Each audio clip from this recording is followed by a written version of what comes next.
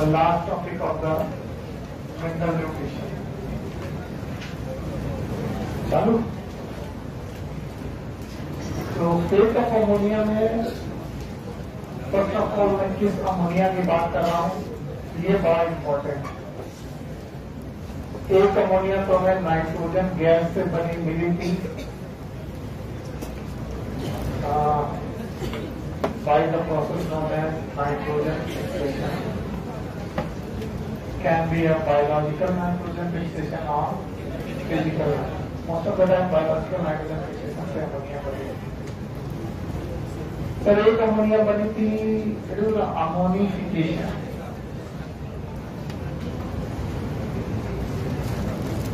Ammonification से बनने वाली अमोनिया जो थी वो ऑर्गेनिक प्लांट सब्सटेंस से बनी थी, ऑर्गेनिक प्लांट पार्ट से बनी थी।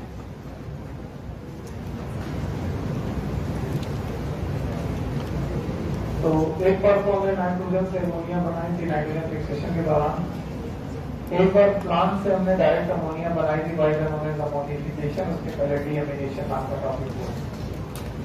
वैसे देखा जाए तो अमोनिया के बजाय अमोनियम सॉल्ट भी बने थे।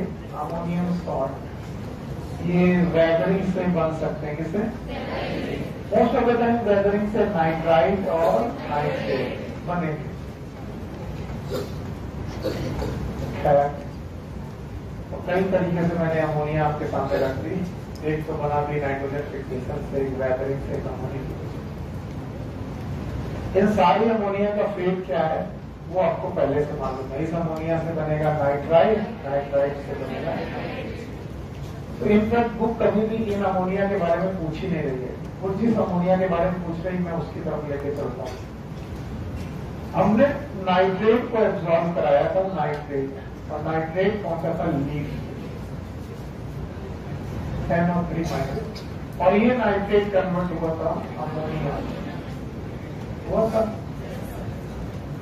चौथी बार ये अमोनिया बनी है और इस प्रोसेस का नाम था नाइट्रेट रिडक्शन।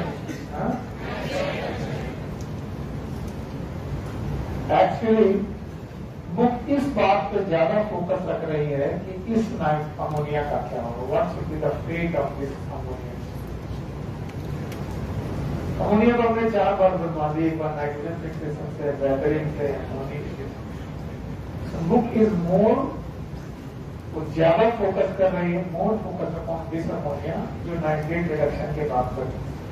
और इस अमोनिया का यूज हमें मालूम है, इससे क्या बनने हैं अमीनो एसिड। अमीनो एसिड से क्या बनने हैं प्रोटीन। इसके अलावा क्या बने हैं नाइट्रोजन बेसेस, याद है, एक्सेट्रा। तो कुल मिलाकर के अगर ये अमोनिया अमीनो एसिड बना रही है तो इस प्रोसेस का नाम है एसिमिलेशन। बोलो क्या नाम है? तो ज्यादातर वो इस वाली अमोनिया का फेट पूछना चाहते हैं। वैसे मेरा बच्चा तैयार है, क्या बनाएगा? बोलो क्या बनेगा? Amino acid. मैं इस अमोनिया से प्लांट में मेन क्या बनाऊंगा? Amino acid. अमीनो एसिड से तो बोलते हैं ये अमोनिया कैसे अमीनो एसिड बनाती है, उसका कोई ना कोई डिटेल तो जरूर होगा। आइए उन डिटेल के बारे में बात करते हैं। तो उनमें से जो पहला प्रोसेस है reductive अमीनेशन। The first process is known as reductive amination.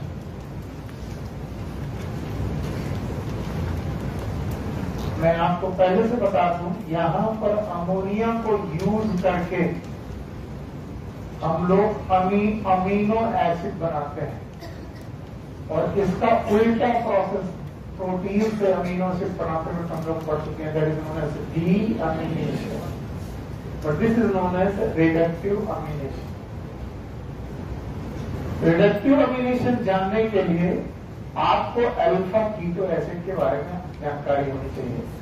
COOH ये कार्बोक्सिलिक एसिड होता है, इसके बगल वाला पोर्शन अल्फा कार्बन है। अल्फा कार्बन पर अगर कीटो ग्रुप हो तो इसे बोलेंगे अल्फा कीटो एसिड। बोलो क्या बेटा? तो मैं किसी भी अल्फा कीटो एसिड को उठा लीजिए आप, मैं लिख दे रहा हूं alpha keto acid, any alpha keto acid. आप कोई भी अल्फा कीटो एसिड उठा लीजिए और उसमें दो काम कर दीजिए। पहला काम है रिडक्शन और दूसरा काम है अमीनेशन। फिर से बोलो, पूरा बोलो, रिडक्टिव अमीनेशन, रिडक्टिव अमीनेशन। तो दो काम करने हैं, वन इज रिडक्शन और दूसरा क्या काम करना है, अमीनेशन। रिडक्शन का मतलब है ऑक्सीजन का निकलना और अमीनेशन का मतलब है अमोनिया का जुड़ना। रिडक्शन का मतलब ऑक्सीजन का निकलना और अमीनेशन का मतलब अमोनिया का जुड़ना। तो मुझे दो प्रोसेस करने हैं रिडक्टिव अमीनेशन में, एक तो रिडक्शन करना और एक तो अमीनेशन। किसका? What I mean alpha keto acid. बोलो, कितने प्रोसेस? पहले मैं रिडक्शन कराता हूं। जैसे रिडक्शन कराया मैंने RCCOOH में ये डबल बॉन्ड होता था, ऑक्सीजन निकाल देना है। रिडक्शन होते ही बताइए क्या खाली होगी? दो वैलेंसी खाली हो गए। मैंने रिडक्शन कराते ही दो वैलेंसी खाली करा दी, ऑक्सीजन रिमूव करा के। अब जोड़ा अमोनिया। क्या जोड़ा? और अमोनिया को हमने जोड़ा, अमोनिया इज NH3, इसको दो पार्ट में जोड़ा, NH2 अलग जोड़ा, H अलग जोड़ा, NH2 प्लस H। एक जगह पर हमने NH2 जोड़ दिया और एक जगह पर H। शायद आप वो कार्बन भूल गए जिसका चारों वैलेंसी अलग थे, याद है? मैंने बोला था ये मीथेन हुआ करता था, यस और नो? और एक जगह पर हमने क्या लगाया था, CO, एक जगह पर NH2, एक जगह पर H, एक जगह पर X की वेरिएबल X की वेरिएबल और ये वेरी कर रहा था किसी तरीके से 20 क्या है? R की जगह H, CS3 CS2OH, acidic aspartic acid और बेटा एक के बाद एरोमेटिक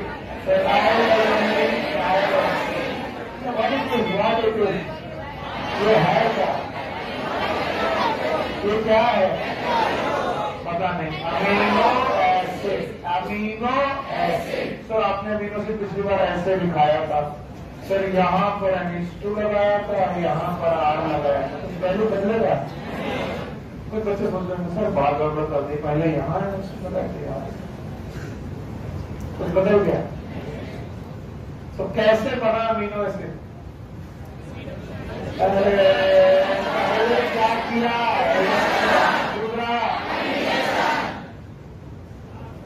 बिल्कुल बेकार हो तुमको कुछ भी सिखाया जाए तुमको सीखना लगता नहीं।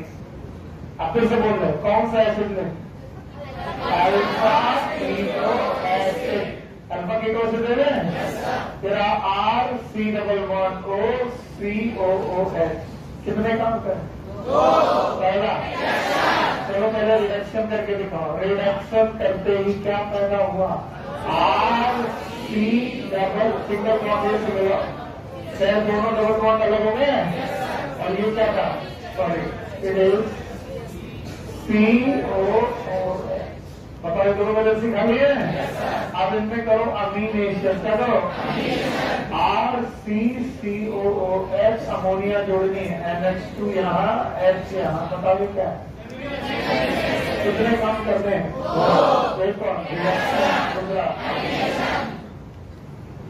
अब उन्होंने एक एसिड के साथ इसका नाम बताया। इन्होंने कहा है कि एक एसिड है, नाम है अल्फा कीटो ग्लूटारिक एसिड। तो कोई बड़ी बात थोड़ी ना होगा कि अल्फा कीटो ग्लूटारिक एसिड। अब आप मान के चलो ये अल्फा कीटो एसिड है, 5 कार्बन का अल्फा कीटो एसिड है। कितने कार्बन का? 5 कार्बन का अल्फा कीटो एसिड है, यानी एसिड की अल्फा पोजीशन पे कौन सा ग्रुप है? कीटो ना।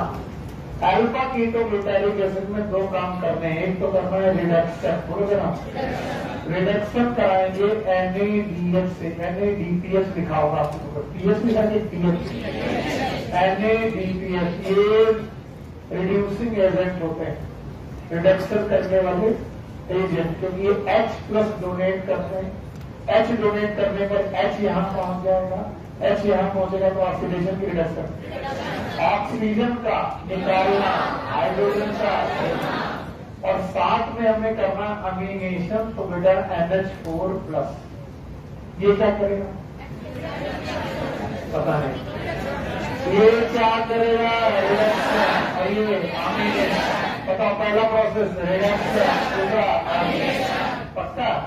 और दोनों मिलकर के बेटा alpha keto glutarate and dehydrogen, alpha keto glutarate glutamate, sorry it is alpha keto, नहीं एंजाइम का नाम अल्फा कीटो ग्लूटामेट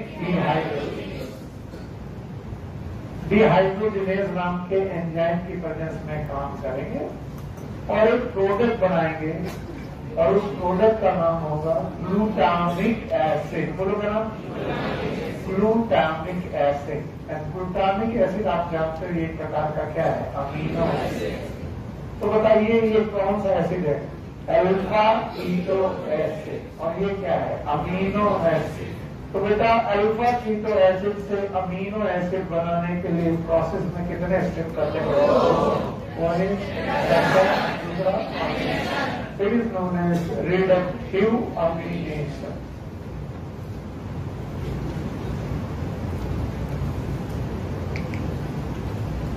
देखता हूं इस रिडक्टिव अमीनेशन से मिला जुला क्वेश्चन आप सॉल्व कर पाते हो कि नहीं।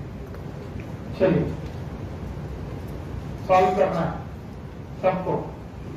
मेरे पास एक एसिड है CS3COCOOH। कोई इस एसिड का नाम पता सकता है?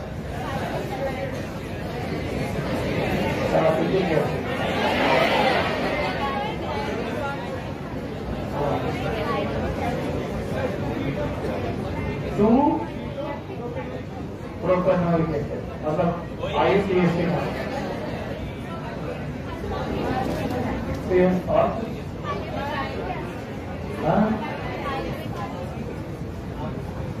बिल्कुल सही है। It is lactic acid. H होना चाहिए, CH होना चाहिए। कहां पर? C डबल बॉन्ड यहां पर।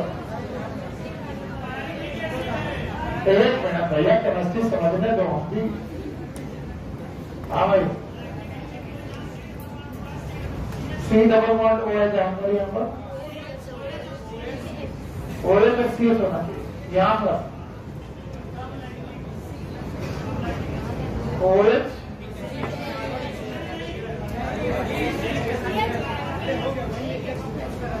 एक मिनट,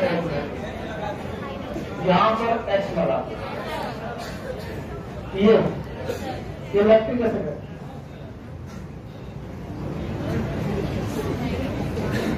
क्या नाम है आपका? पक्का है लैक्टिक एसिड? 100%।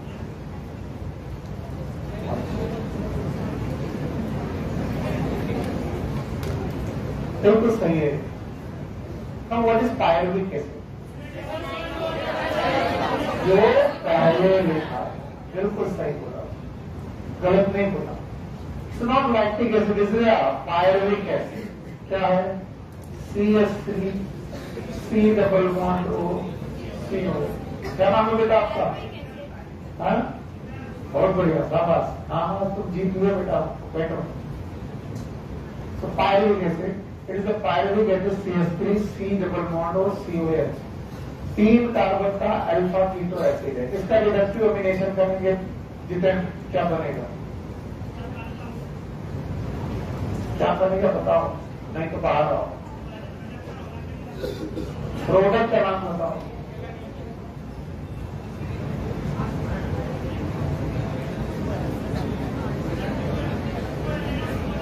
हाँ, 2 अमीनो पर बना के बाहर। तो जानते हो, तो बता रहे हो IUPAC का कहाँ है? आओ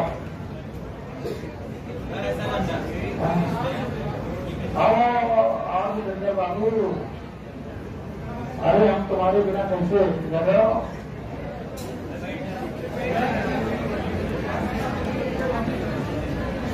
जरा बताना इनको तो ठंडी बात है, तो कोई बात सही नहीं बताएंगे। आओ। हाँ कौन बताया तुमको? IUPAC नहीं बता रहे थे? तुम्हें लग रहा था सुनील सर IUPAC नाम जान नहीं पाएंगे तो हम इनको एक बार और परेशान करेंगे। हमको IUPAC जानना ही नहीं था। अभी तुम्हारी भैया कभी भी ज्यादा स्मार्टनेस नहीं। R की जगह H बोलिए, R की जगह H, CS3, CS2OS, जितना दिमाग को उठने लगा ना,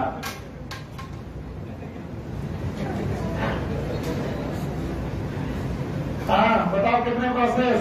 दो, एक दूसरा क्या रहेगा? इन्होंने फिर से मैं लिख रहा हूं, alpha keto glutaric acid, alpha keto glutamate दिया होगा आपके बुक में, ग्लूटारिक दिया है, अल्फा कीटो ग्लूटारिक एसिड कितने कार्बन? पता नहीं, 5 कार्बन का एसिड है। साथ में क्या हो रहा? NADPH, what is NADPH? Reduction. क्या हो रहा? NH4 plus, what is NH4 plus? याद है अमीनेशन। नाम बताओ, ग्लूटामेट डिहाइड्रोजिनेस। कैसे बोलो? Glutamate dehydrogenase. कौन सा एसिड बनेगा? ग्लूटामेट लिखा होगा, उसकी जगह क्या लिखोगे? Glutamic acid. What is glutamic acid? Amino acid. कैसे बोलो? अगर आप इस चीज को समझ गए हो तो आप बताओगे किसी भी कीटो एसिड के साथ, किसी भी अल्फा कीटो एसिड से आप अमीनो एसिड तक पहुंच सकते हो, बशर्ते दोनों ही जगह कार्बन का नंबर इक्वल या इक्वल। अगर यहाँ 5 कार्बन का कीटो एसिड है तो 5 कार्बन का ही क्या बनेगा? Amino acid. तो अगर कार्बन का नंबर सेम रखते हुए आप अपने कीटो एसिड को अमीनो एसिड में चेंज करना चाहते हो तो आपके पास एक बढ़िया प्रोसेस है। उस प्रोसेस का नाम क्या है?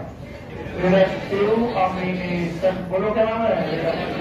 And this is known as reductive amination.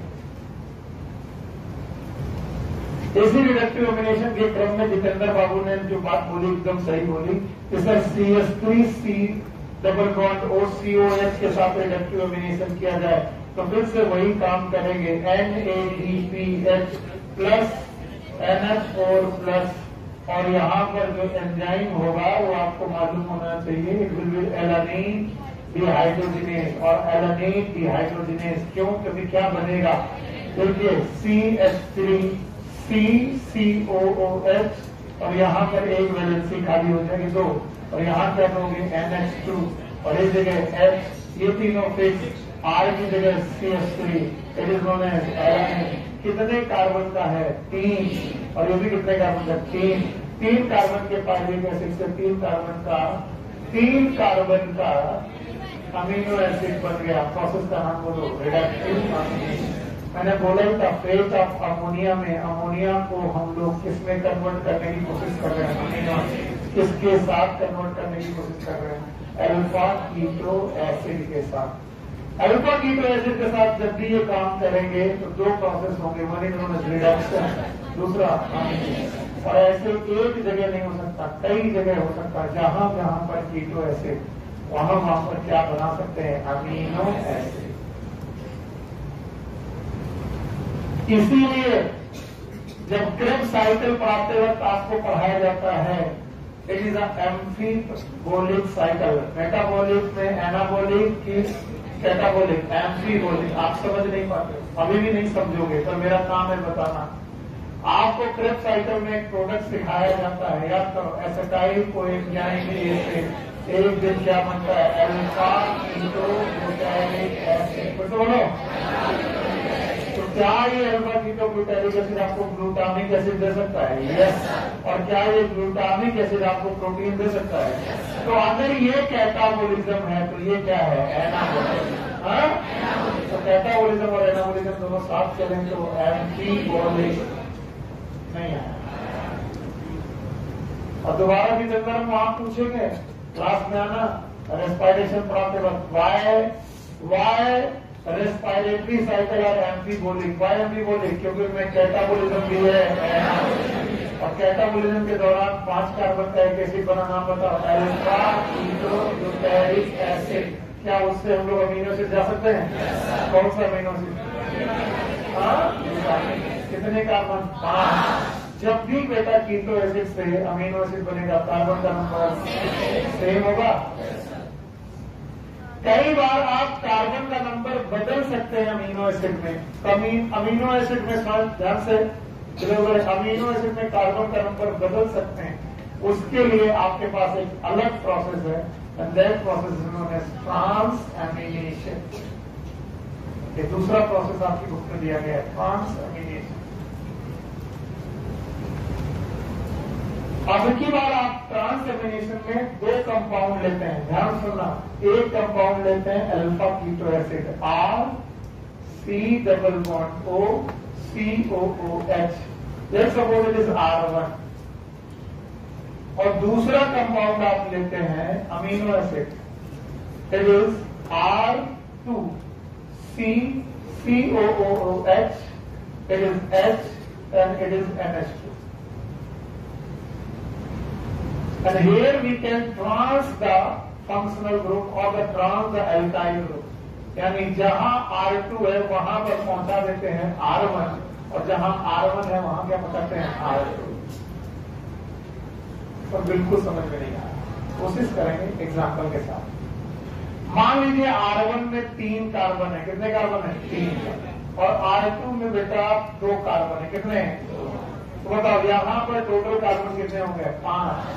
नहीं सर, 3 ये, 4 ये, 5। और यहाँ 2 3, बताइए ये कीटो एसिड है कि अमीनो एसिड? नहीं आया। अमीनो एसिड में कितने कार्बन? 4। अब बताओ कीटो एसिड में कितने? 5। तो हमारे पास एक कीटो एसिड है जिसमें 5 कार्बन है और अमीनो एसिड है 4 कार्बन के। मैं चाहता हूं मेरा अमीनो एसिड 5 कार्बन का हो जाए, बस मैं इतना चाहता हूं। मैंने इन दोनों के फंक्शनल ग्रुप को क्या किया? Trans. What is trans? Change. It is the exchangement of the functional group या फिर exchangement of the alkyl group. और एल्काइल ग्रुप का जैसे मैंने चेंज किया तो याद रखना हमारे पास आ गया R2, ये वाला R2 यहां पहुंचा, और R2 के साथ जो फंक्शनल ग्रुप जुड़ा it is C double bond O COOH। साथ में क्या बना? ध्यान सुनना, साथ में R1 पहुंचा हमारे पास, और R1 पहुंचा अमीनो एसिड ग्रुप वाले पोर्शन पे, it is CNH2 now H and COOH। अब जरा देख के बताइए R1 में कितने कार्बन थे? 2 है। और R2 में? तो अब इसमें कितने कार्बन होंगे? 2। और इसमें 3, 2 और 2, आज 4 कार्बन का क्या हो गया? Keto acid. और 5 कार्बन का क्या हो गया? नहीं ना? तो बताओ कार्बन नंबर फिक्स है कि चेंज करेंगे? अगर कार्बन नंबर सेम के साथ आपको अमीनो एसिड बनाना है तो क्या करोगे? रिएक्शन। और अगर कार्बन नंबर एक्सचेंज करने तो ट्रांसएमिनेशन। ट्रांसएमिनेशन के लिए जो एंजाइम होता है it is known as transaminase. बोलो कौन सा? It is transaminase. It is known as transaminase.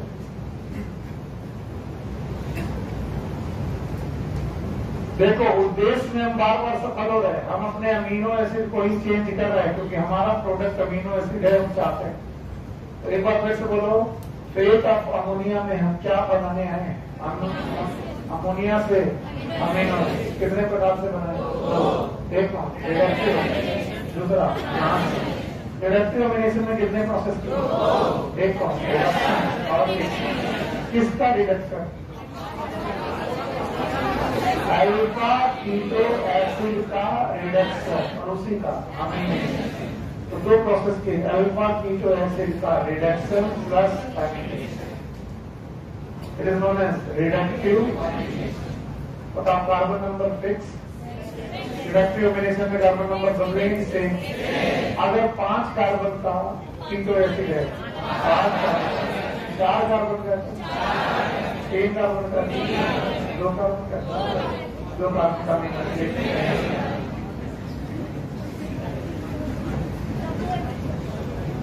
जय माता की ओर। अच्छा बताओ, अगर मुझे कार्बन बदलने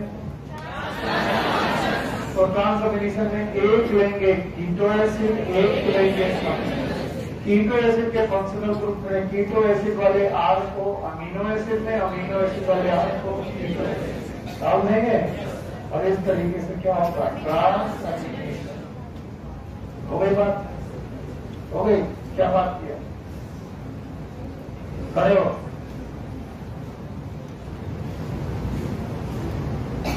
अगर मुझे 3 कार्बन के कीटो एसिड में पायरुविक एसिड से अल्फा कीटो ग्लूटारिक एसिड बनाना है, क्या बनाना है, अल्फा कीटो ग्लूटारिक एसिड यानी ग्लूटामिक एसिड बनाना है, क्या बनाना है, ग्लूटामिक एसिड। अब बताओ, CH3 C double bond O, sorry that is CH3 C NH2 H COOH, okay. इससे मुझे अल्फा कीटो क्वेश्चन ही क्या ग्लूटामिक एसिड बनाना है। 2 प्रोसेस बताओ, सॉरी 1 प्रोसेस बताओ।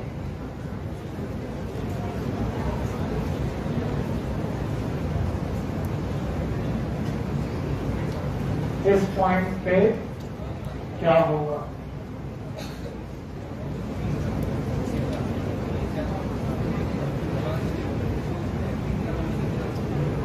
ग्लूटामिक एसिड तो बेटा ये रहा प्रोडक्ट है,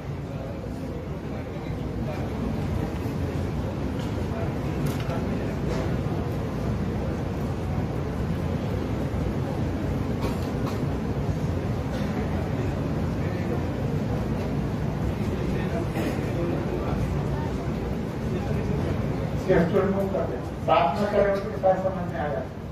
देखो अब ध्यान से सुनो, पहली बात तो ये अमीनो एसिड है, कीटो एसिड नहीं है, तो रिडक्टिव अमीनेशन तो पॉसिबल नहीं है। क्यों नहीं पॉसिबल, क्योंकि रिडक्टिव अमीनेशन से डायरेक्टिव अमीनेशन अमीनो एसिड का होगा, कीटो एसिड। यहाँ पर क्या है, अमीनो एसिड से तो अमीनो एसिड बन रहा है, इसका मतलब रिडक्टिव अमीनेशन तो नहीं। लेकिन अमीनो एसिड में यहाँ कितने कार्बन है, 3 और यहाँ पर कितने हैं, 5, क्योंकि हम सबको मालूम है ग्लूटामिक एसिड में कितने कार्बन, 5। तो मुझे कोई एक ऐसा कीटो एसिड चाहिए जिसकी अल्फा पोजीशन में कीटो टोटल ग्रुप कितने हो, 5। तो कौन सा लेंगे, अल्फा कीटो ग्लूटारिक एसिड, ये समझो। तो क्या एक्सचेंज हो जाएंगे, एल्काइल ग्रुप। दिमाग नहीं चल रहा, आ रहा है, चलो नहीं चल रहा तो और अच्छी बात है, सो जाओ। और इस transamination exchange of alkyl group between keto acid and amino acid. Thank you very much, आप अच्छे से सुन रहे हो। तो 2 प्रोसेस हो गए, एक का नाम है रिडक्टिव अमीनेशन और एक का नाम है ट्रांसलेशन। तीसरा प्रोसेस बोलते हैं amide formation.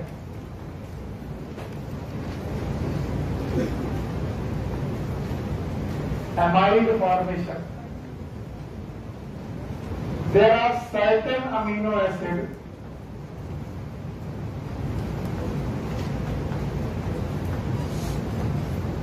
which can form their amide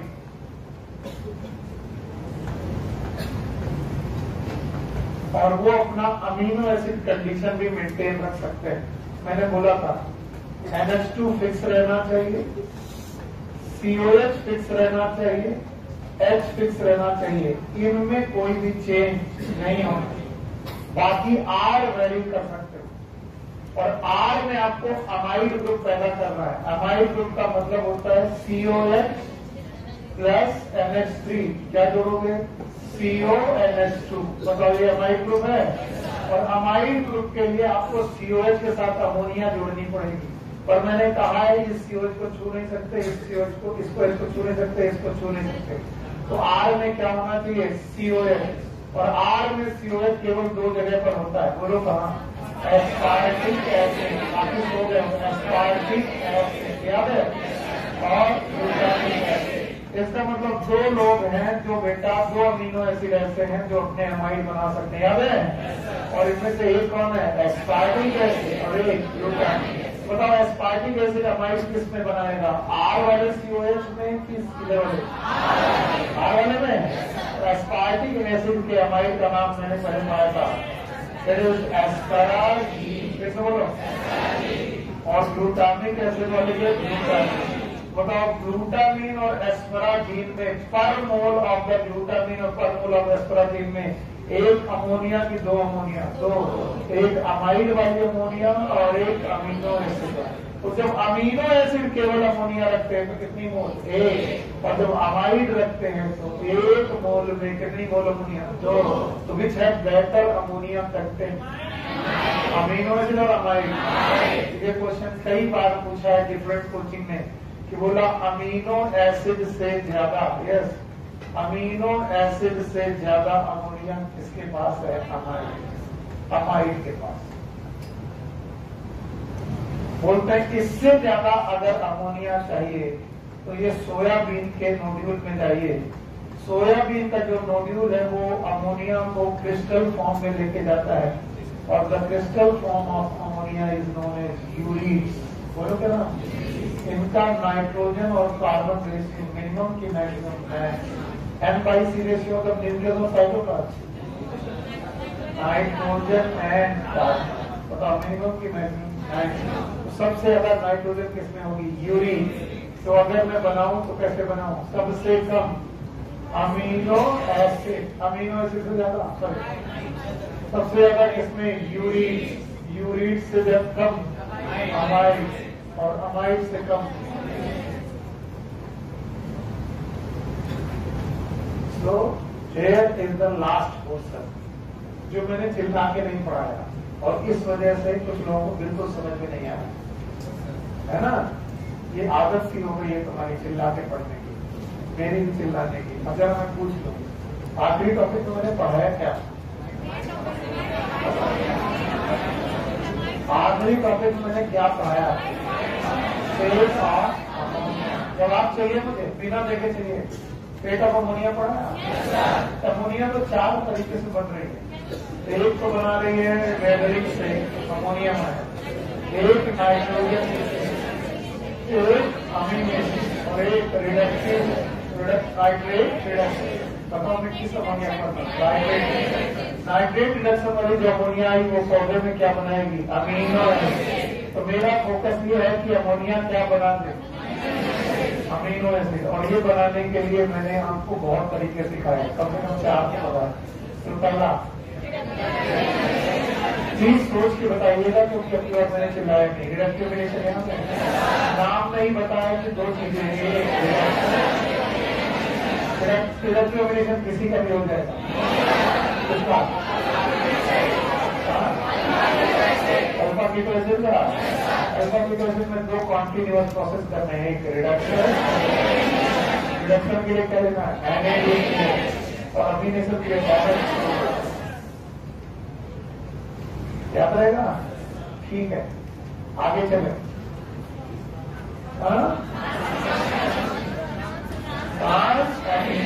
क्या रिडक्टिव ऑर्गेनाइजेशन का कोई एग्जाम्पल याद है? अल्फा कीटोग्लूटामिक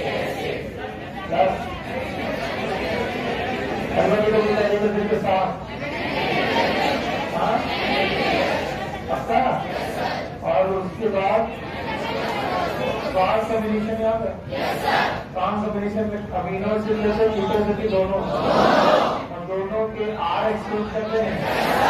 इसके बाद अमाइड फॉर्मेशन याद है? अमाइड में अमोनिया का नंबर कम की ज्यादा, और उसके बाद यूरिन याद है? यूरिन में मिनिमम की मैक्सिमम। तो अगर मैं अमोनिया का कंटेंट पूछूं सबसे ज्यादा, उसके बाद कुछ लोग पूछते हैं कि अमोनिया ट्रांसफर क्यों नहीं होती पौधों में? ये अमाइड के फॉर्म में, अमीनो एसिड के फॉर्म में, यूरिन के फॉर्म में क्यों ट्रांसफर होती है, क्यों ट्रांसपोर्ट होती है? क्योंकि अमोनिया कैसी होती है? अगर वो अमोनिया के फॉर्म में ट्रांसपोर्ट होगी तो टिश्यू बचेंगे कि मर जाएंगे? ओके, तो बताओ कितने फॉर्म में हो गई? 3। Amino acid, amide, urine. सबसे मैक्सिमम, उससे कम, पक्का? आगे बढ़े, चलो। तो द्वितीय अध्याय हमारा खत्म हो चुका है। द्वितीय अध्याय तीसरा पान है, कौन सा? वो तो थर्ड चैप्टर अगेंस्ट फोटोसिंथेसिस।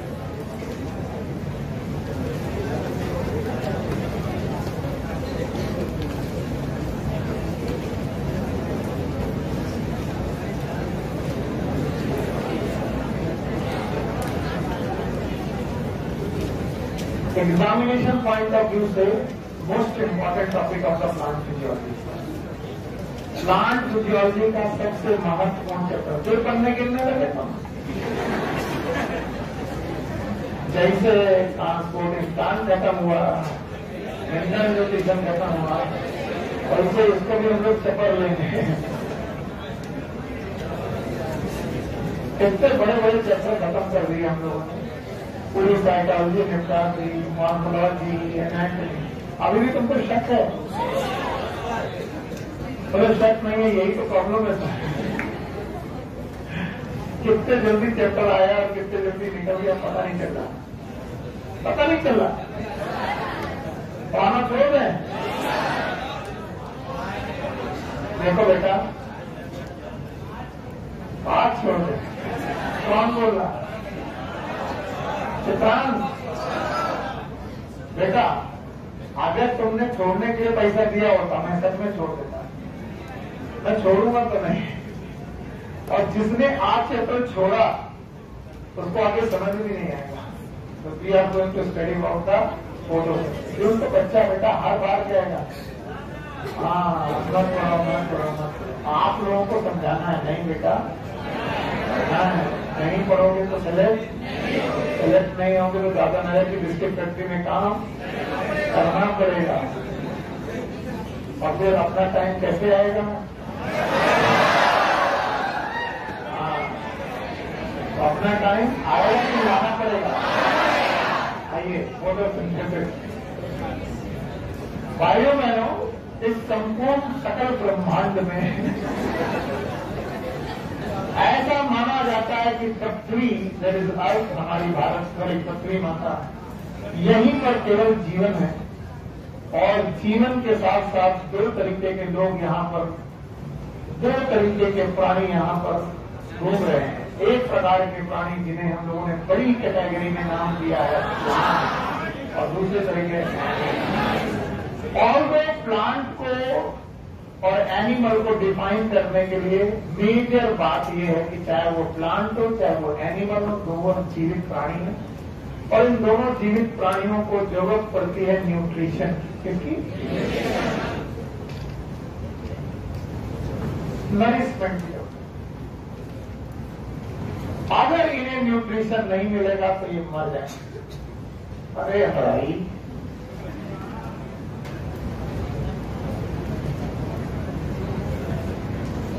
सब इसको फिजिक्स की तरह पढ़ाते हैं, आप तरीका ही बदल देते हैं। नहीं क्या, अब पढ़ना पड़ेगा। लिखना मत, वरना बर्बाद होने से कोई रोक नहीं पाएगा। बोलते बॉडी एक सिस्टम है, बोलते छोड़ो, बॉडी इज अ सिस्टम। और ये थर्मोडायनामिक सिस्टम है। ध्यान से सुनो, मैं तुम्हारे अंदर इंटरेस्ट दिलाने की कोशिश कर रहा हूँ ताकि तुम्हें फोटोसिंथेसिस में मजा आए। और मैं कतई अपना ज्ञान नहीं फैल रहा हूँ, क्योंकि तो ये सब तुम बोलते हो मेरे निकलने के बाद। तो बॉडी एक सिस्टम है और इसमें थर्मोडायनामिक्स के चारों लॉ पॉसिबल है। 4 लॉ, 4 के 3? हाँ, कोई बोला 3। 4 लॉ है। एक zero law, zero, first law, second law. Total कितने लॉ? 4 याद है सबको? फिजिक्स पढ़ते पढ़ते बुढ़ा गए। It is a thermal equilibrium, A B के साथ, बी सी के साथ, तो सी ए के साथ। हमको कोई लेना देना नहीं। हमको इतना बताया गया कि एनर्जी नाइदर क्रिएट, ऐसे मेरा मन कर रहा था। एनर्जी को ना तो क्रिएट कर सकते हैं ना। देखो मैं बहुत दिन बाद नया तरीका ट्राई कर रहा हूं, आप ध्यान से सुनते रहिएगा। एनर्जी ना तो क्रिएट की जा सकती है ना तो डिस्ट्रॉय की जा सकती है। बोलते एनर्जी का या तो ट्रांसफर होता है, ट्रांसफर, और या तो एनर्जी ट्रांसफॉर्म होती है। दोनों में अंतर है। ट्रांसफर एक जगह से दूसरी जगह जाना, ट्रांसफॉर्म एक रूप से दूसरा रूप बदल जाना। Chemical energy can be converted to electrical, electrical can be mechanical. तो या तो एनर्जी का क्या होता है? जवाब दो। या तो एनर्जी ना तो ट्रांसफर, या तो। और बोलते जिस भी सिस्टम में एनर्जी ट्रांसफर हो रही या ट्रांसफॉर्म हो रही, यानी कि एक फॉर्म ऑफ एनर्जी से दूसरे फॉर्म ऑफ एनर्जी में आप एनर्जी को ट्रांसफर कर रहे हैं या तो ट्रांसफॉर्म कर रहे हैं। It is never 100% efficient, never. ये 100% एफिशिएंट प्रोसेस नहीं है। और अगर ये 100% एफिशिएंट प्रोसेस नहीं है तो 100 जूल एनर्जी से 100 जूल दूसरी एनर्जी बनाने पर 100 जूल बनेगी, कम बनेगी। इसका मतलब एनर्जी के क्या होंगे? लॉस। फिर से बोलो, लॉस। और भाइयों बहनों, ये जो लॉस है ये सिस्टम में रैंडमनेस पैदा करेगी। क्या पता? नहीं सुना मैं। और इसी रैंडमनेस का नाम है एंट्रोपी। जैसे बोलो, तरफ तो नींद आ रही है ना? बताओ, एनर्जी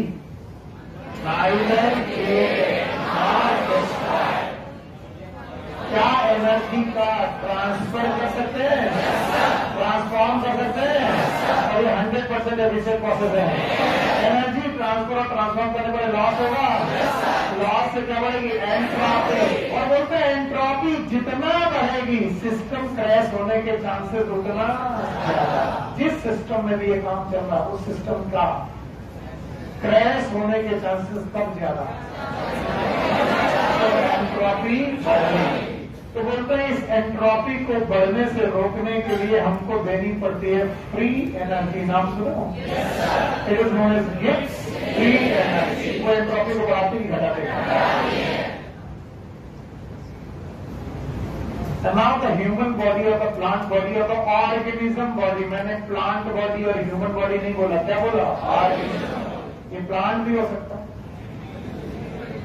ये एनिमल भी हो सकता है, कुछ भी हो सकता है। एक सिस्टम है, ऑर्गेनिज्म इज अ सिस्टम।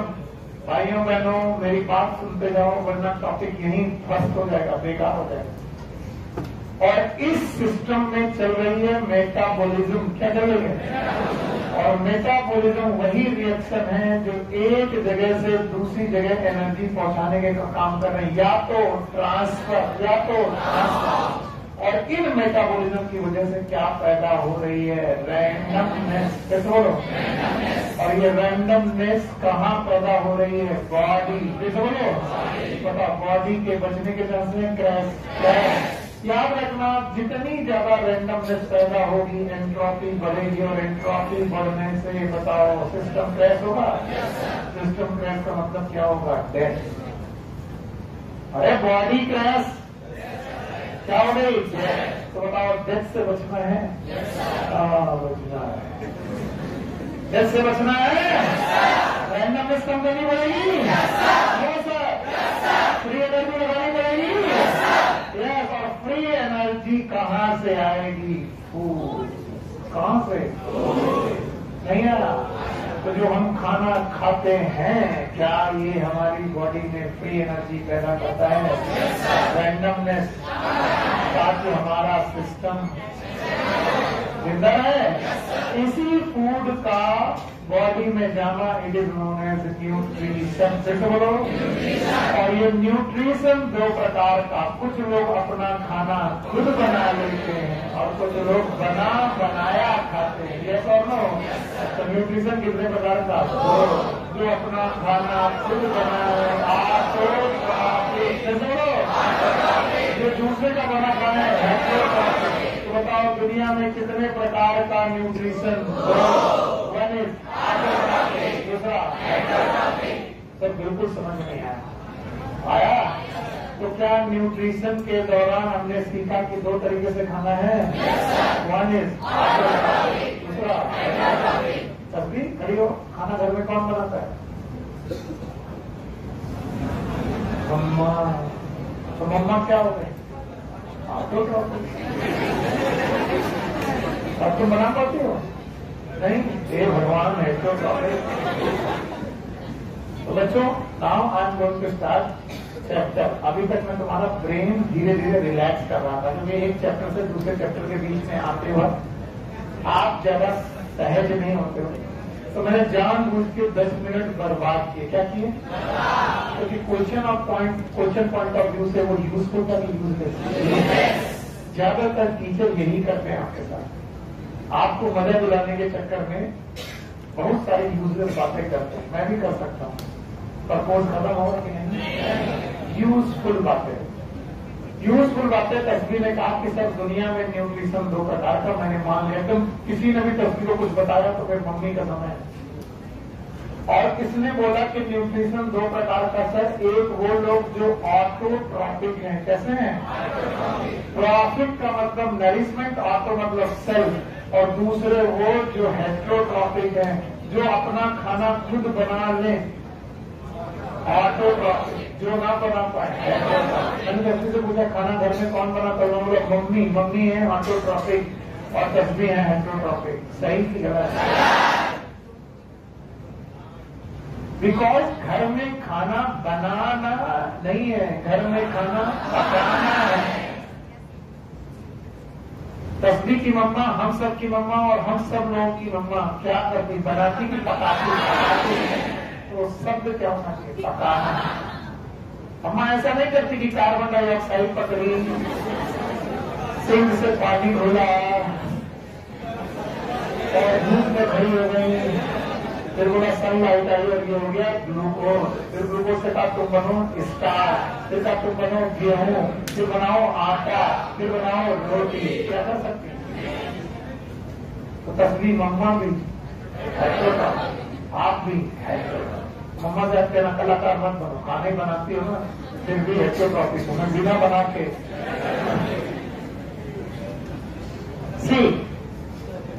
इसीलिए न्यूट्रिशन पढ़ाते में मुझे सबसे ज्यादा मुसीबत आती है, क्योंकि मैं क्वेश्चन लगभग हर साल पूछता हूँ किसी न किसी बच्चे से, और लगभग हर साल इसका जवाब वही आता है जो तस्वीर ने दिया। क्या? मम्मा ऑटोट्रॉफिक, मैं है नो।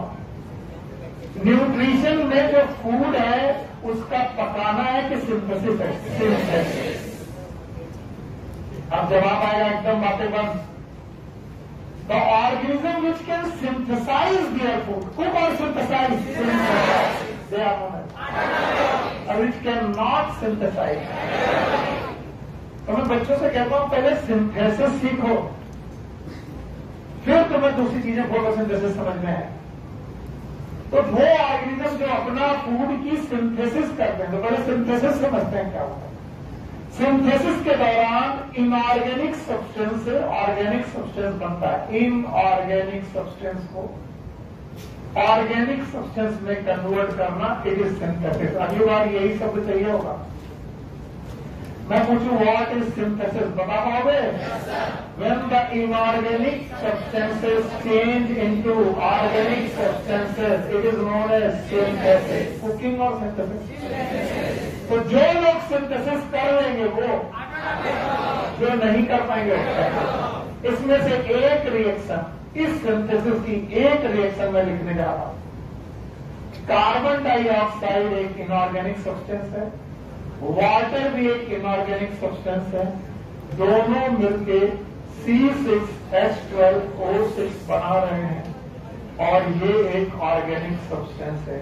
यानी कार्बन डाइऑक्साइड और वाटर से मिलकर ग्लूकोज का बन जाना, मैं यहां लिख दे रहा हूं ग्लूकोज का बन जाना, इट इज सिंथेसिस।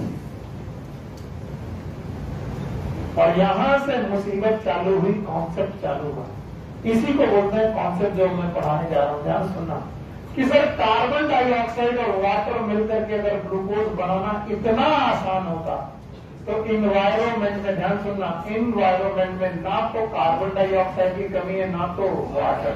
हम इतना पोल्यूशन कर करके कार्बन डाइऑक्साइड पैदा कर रहे हैं और जिस दिन रेन होती, बरसती, उस दिन तुम मुंह बना के खड़े हो जाते, आओ ग्लूकोज बरसता ऐसा कल देखेंगे बरसेगा नहीं बरसेगा। क्यों नहीं बरसेगा? क्योंकि कार्बन डाइऑक्साइड और वाटर की जो रिएक्शंस हैं दे आर एंडोथर्मिक, एंडोथर्मिक और एंडोथर्मिक रिएक्शंस के लिए वी नीड एनर्जी। हमें एनर्जी की जरूरत है। भाइयों बहनों, मैं जबरदस्ती 10 मिनट खराब कर रहा हूं आपको केवल और केवल बेस में घुसाने के लिए। मेरी कोई मतलब नहीं है कि मैं तुम्हें ज्यादा समझा। मैं केवल ये बताना चाहता हूं कि carbon dioxide can change into glucose. मैं ऑक्सीजन भी नहीं लेना, वाटर भी नहीं लेना चाहता हूं। मैं केवल इतना बताना चाहता हूं कि carbon dioxide can convert into glucose. लेकिन इसको कन्वर्ट करने के लिए तुम्हें क्या लगानी पड़ेगी? Energy. And this is known as, क्या मैंने इसमें फोटोसिंथेसिस कहा? क्या मैंने कीमोसिंथेसिस कहा? मैंने केवल क्या कहा? Anyhow, कार्बन डाइऑक्साइड के changes into glucose is known as synthesis. भैया सिंथेसिस के लिए एनर्जी लगानी पड़ेगी और अगर ये एनर्जी है सनलाइट, बोलो क्या है? अब जवाब दो। सनलाइट की प्रेजेंस में सिंथेसिस, मतलब फोटो की प्रेजेंस में सिंथेसिस। किसी वजह से व्हाट इज फोटो? सनलाइट की प्रेजेंस में synthesis, it is known as photosynthesis.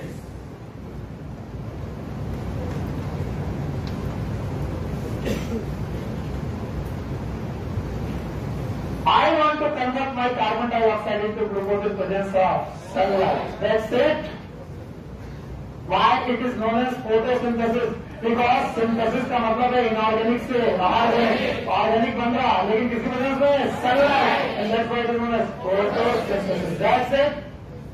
पर क्या कभी कभी कार्बन डाइऑक्साइड से ग्लूकोज या दूसरे organic substance, not always glucose, क्या दूसरे ऑर्गेनिक सब्सटेंस केमिकल एनर्जी से भी बन सकते हैं? किस एनर्जी का यूज करके? अब केमिकल एनर्जी का यूज करके अगर ये काम होने लगा तो बताओ, फोटो की कीमो।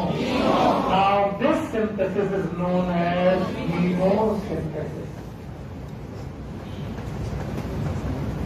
सर यही मुश्किल हो गया, फिर से बताइए, नहीं समझ गया।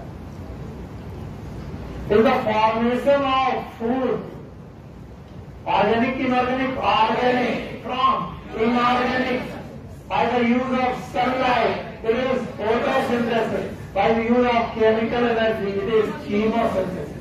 और चाहे फोटोसिंथेसिस हो चाहे कीमोसिंथेसिस हो, बंदे अपना खाना खुद बना रहे हैं। और अगर खुद बना रहे हैं तो ऑटोट्रॉफ के हेटरोट्रॉफ, तो ऑटोट्रॉफ कितने बना रहे? नंबर 1। दूसरा, कल मैंने आपको एक रिएक्शन पढ़ाई थी, किसी को याद है? अमोनिया से बनाना नाइट्राइट और नाइट्राइट से नाइट्रेट। क्या इनसे एनर्जी निकलती थी? एनर्जी का नाम केमिकल एनर्जी। बोलो। और इसी केमिकल एनर्जी को यूज करके नाइट्रोसोमोनास, अपना खाना बनाते थे, इनऑर्गेनिक चीजों को ऑर्गेनिक में कन्वर्ट करते थे। इन presence of sunlight, in presence of chemical energy. This is the photosynthesis, this is the chemosynthesis. नहीं आ रहा, नहीं आ रहा। बताओ, नाइट्रोसोमोनास, नाइट्रोफोकस, नाइट्रोबैक्टर फोटोसिंथेसिस करते थे?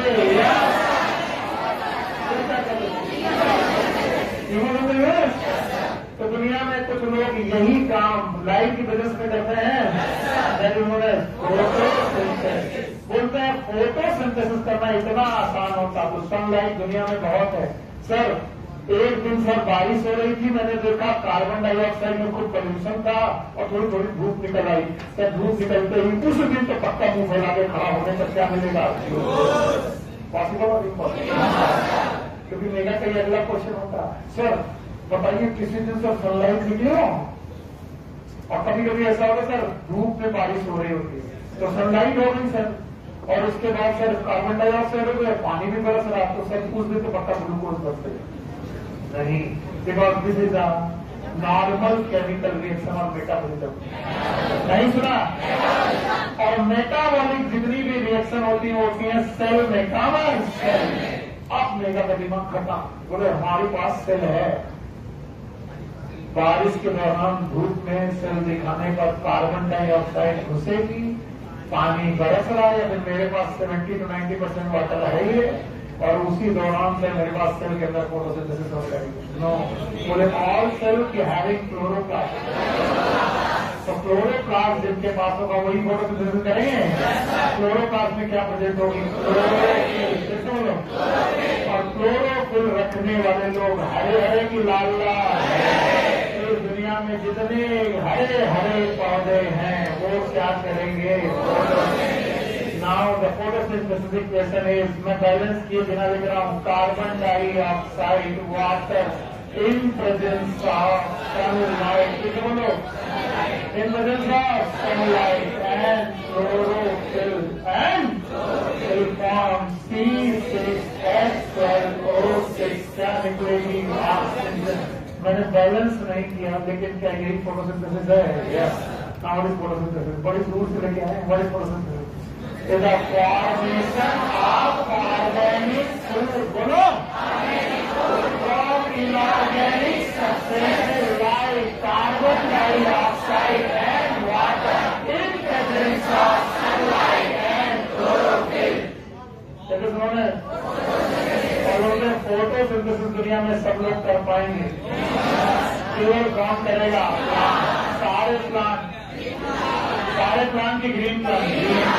और अभी अभी सर ने पढ़ाया है इकोसिस्टम में, the green plant are producer. तो बताओ, प्रोड्यूसर अपना खाना खुद बनाते हैं, यस और नो?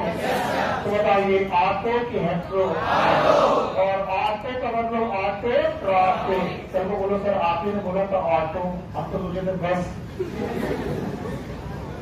ऑटो ट्रॉफिक है। इसके अलावा इस दुनिया में जितने लोग भी हैं वो है कंज्यूमर। बरोबर है?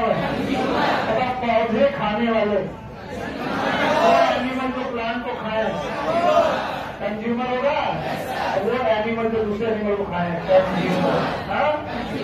कंज्यूमर बहुत प्रकार के हैं, मैं वो इकोसिस्टम में पढ़ा दूंगा। तो एक कौन?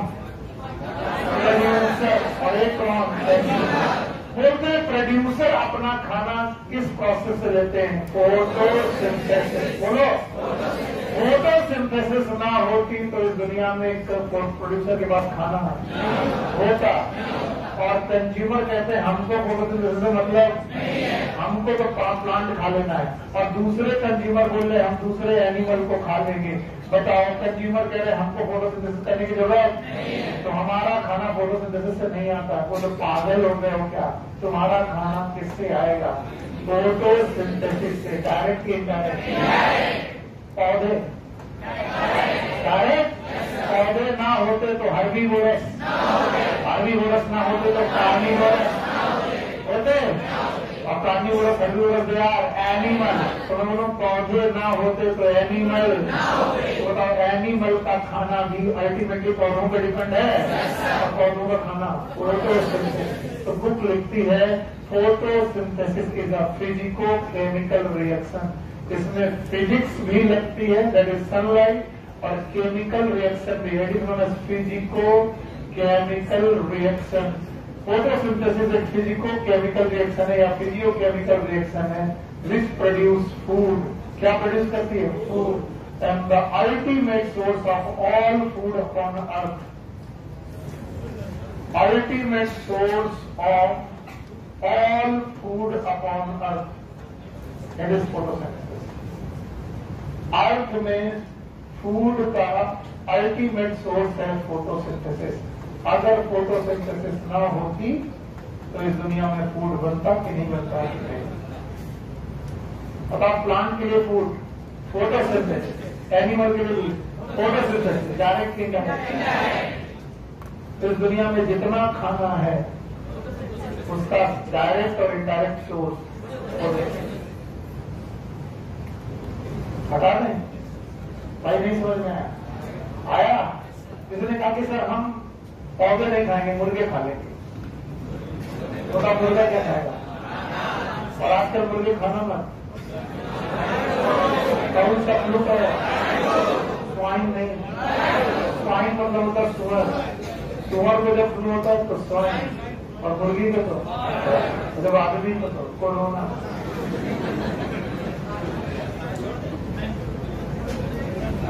नसीब पर क्या नाम है? समीम कितने दिन तक नहीं खाना? 2 महीने तक मुर्गा नहीं खाना, नो बिरयानी नहीं खाया।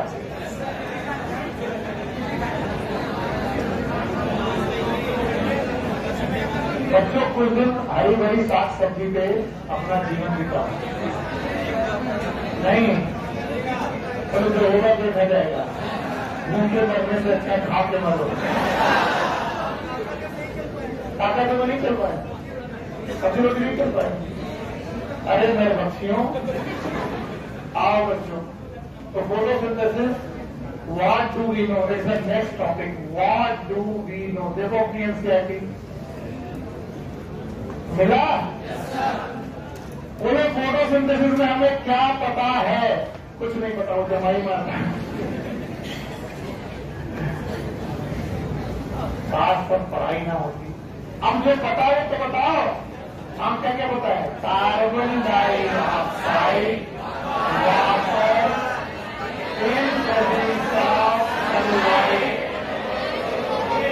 और ये सब आपस में जुड़ते हैं तो क्या बनता है? C6H12O6। क्या इसे फूड बोले? साथ में ऑक्सीजन निकलती है। कितना बोल दिया, बहुत बहुत धन्यवाद। बोलते हैं फोटोसिंथेसिस में 4 चीजों का यूज है। अब इसको भी बोलने में दिक्कत होगी। एक और CO2, एक और वाटर, एक और सनलाइट, और एक और वो बोलते हैं तुम्हें कैसे मालूम किए है? What is the evidence? कैसे प्रूव कर सकते हो कि पौधे कार्बन डाइऑक्साइड, वाटर, सनलाइट और क्लोरोफिल को यूज करके फोटोसिंथेसिस करते हैं? बोलते हैं इसको प्रूव करने के लिए भी है सर्टेन एक्सपेरिमेंट, छोटे छोटे एक्सपेरिमेंट है, करें। व्हाट डू वी नो में क्या क्या लिखा है? यही लिखा है। इसमें कौन कौन से एक्सपेरिमेंट है? मैं इन एक्सपेरिमेंट का नाम दे रहा हूं, बुक में हो सकता है इस नाम से ना हो। पहला एक्सपेरिमेंट है वेरीगेटेड लीफ एक्सपेरिमेंट। प्लीज सुधर के बैठ जाइए, वरना अब चक्कर आपके हाथ से निकल जाएगा। बहुत देर हो गई। अब अगर आप चेते नहीं तो गए काम से।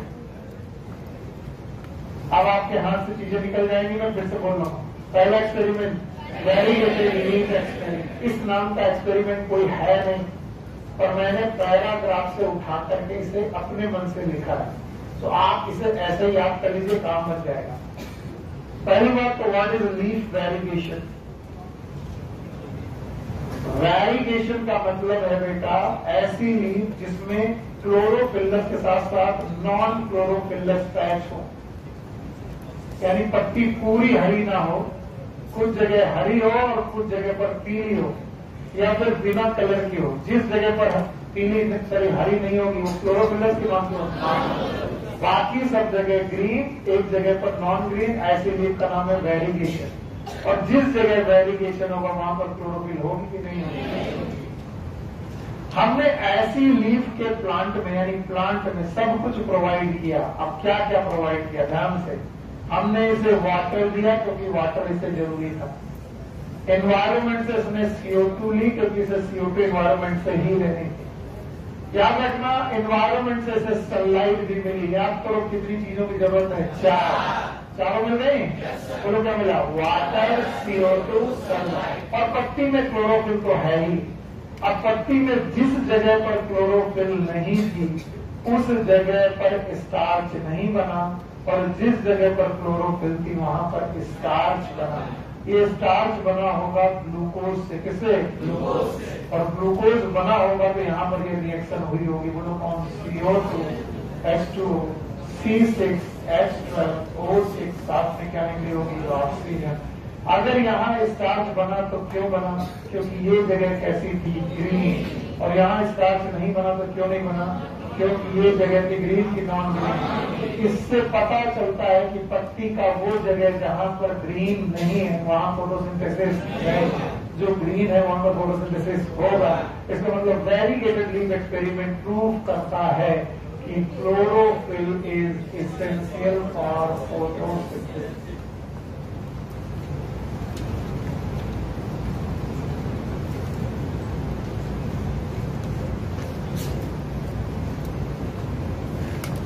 Chlorophyll is essential for photosynthesis. किस एक्सपेरिमेंट से प्रूव हुआ?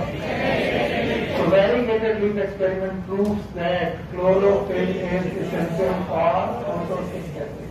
क्या इस तरीके का कोई एक्सपेरिमेंट नेम है? नो। क्या हमें याद रखना है? यस। What is variegation? ऐसी लीफ जिसमें ग्रीन के साथ नॉन ग्रीन है। देखा, कई बार आप ना समझने के चक्कर में अच्छी चीजें भी नहीं समझते। बताओ फोटोसिंथेसिस में कितनी चीजों के रिक्वायरमेंट?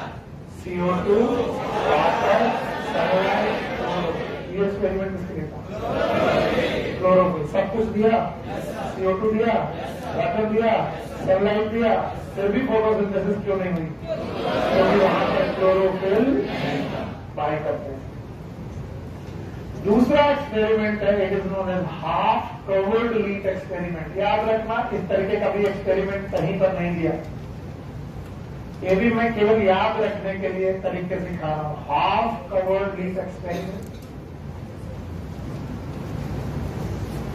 अब की बार पूरी की पूरी लीफ सही है, फुल ग्रीन लीफ है, फुल ग्रीन लीफ। बताइए इस लीफ में वेरिएशन है कि नहीं है? इस लीफ को मैंने वाटर दिया कि भाई वाटर लो, वाटर तो आएगा इसके पास। इस लीफ को CO2 भी दिया गया और सनलाइट भी दी गई। और सनलाइट देते वक्त हमने इस लीफ को कवर कर दिया और कवर करते वक्त हमने यूज किया एक ब्लैक पेपर। और इस ब्लैक पेपर से पत्ती को पूरा कवर किया कि आधा? आधा कवर कर दिया बाय द ब्लैक पेपर। हाँ बेटा, बहुत बढ़िया, शाबाश। बताओ क्या जवाब कर लेगा? सनलाइट। बताइए ये जो सनलाइट था वो कहां पर पहुंचा? पूरी पत्ती में ही आधी? और जो कवर थी वहां पर? बताओ जिस जगह पर बेटा सनलाइट पड़ी वहां पर क्या हुई? फोटोसिंथेसिस। और जहां पर बेटा कपड़ा था वहां पर बताइए फोटोसिंथेसिस हुई कि नहीं? क्यों नहीं हुई? क्या नहीं पहुंचा? तो इससे प्रूफ होता है that sunlight is essential. Sunlight is essential for photosynthesis. दूसरा एक्सपेरिमेंट, पहला वेरीगेटेड लीफ एक्सपेरिमेंट क्या प्रूव करता है? क्या? दूसरा हाफ कवर्ड लीफ एक्सपेरिमेंट क्या प्रूव करता है? Sunlight is essential. Now third experiment is name experiment. Yes, अभी तक जो एक्सपेरिमेंट थे वो नेम एक्सपेरिमेंट नहीं थे, मैंने बनाए।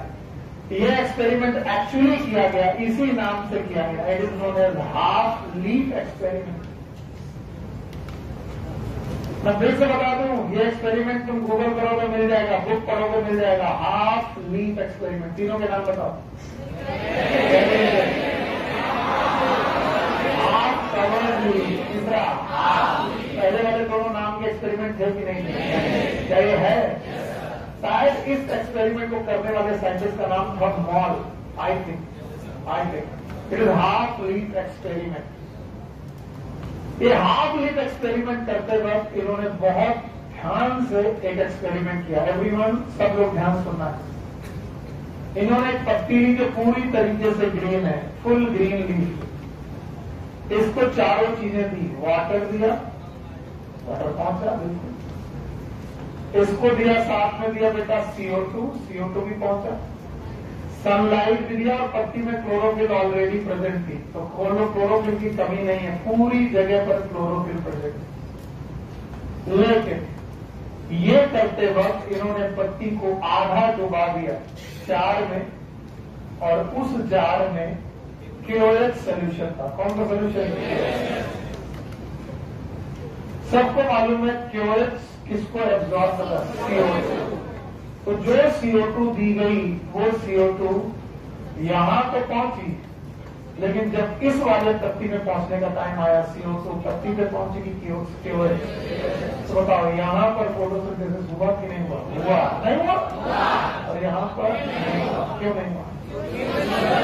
क्योंकि CO2 KOH में एब्जॉर्ब हो गई। किसमें? KOH। इससे प्रूफ होता है that CO2 is essential for photosynthesis.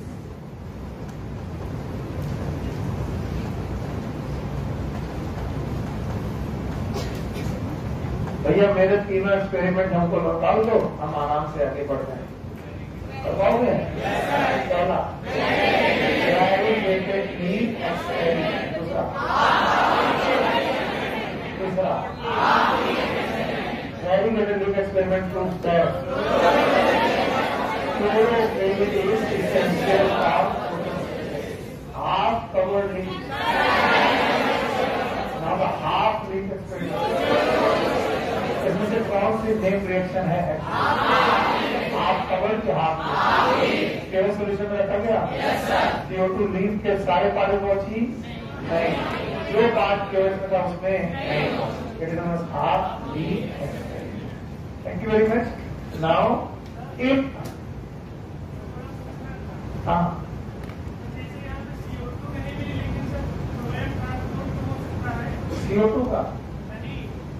CO2 का ट्रांसपोर्ट फ्लो इनसे कैसे होगा? हाँ बेटा, तो ये तो सोर्स टाइप जगह है ना, तो सोर्स में कैसे वापस आए?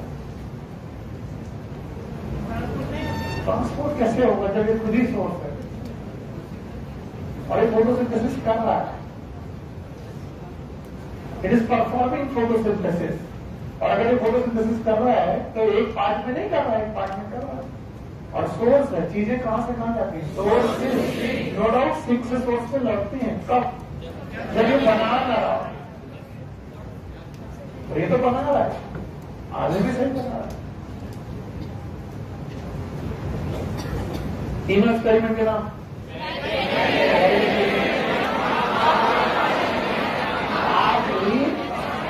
हाफ कवर्ड और हाफ लीफ। इसमें कौन सी नेम है? पता? इन एक्सपेरिमेंट के साथ साथ फोटोसिंथेसिस के कॉन्सेप्ट को पढ़ने के लिए there are some early experiment also. अब ये दूसरा टॉपिक है आपकी बुक में, अर्ली एक्सपेरिमेंट्स, बहुत इंपॉर्टेंट।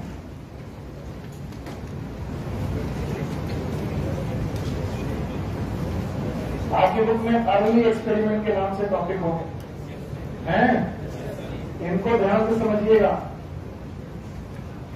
अर्ली एक्सपेरिमेंट में जो पहला एक्सपेरिमेंट है it is by the Joseph Presley.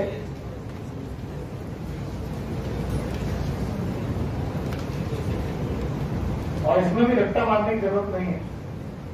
देखो कब पैदा हुए? 1700। कब मर गए? 1804।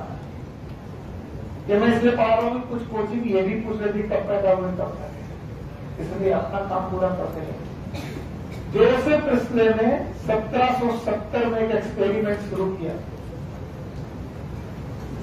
देखना पूछने वालों ने क्या क्या नहीं पूछा है, बता रहा हूं क्या क्या एक्सपेरिमेंट किया। इस एक्सपेरिमेंट में उन्होंने एक बेल जार लिया, एक प्लांट लिया, वो प्लांट का मिंट,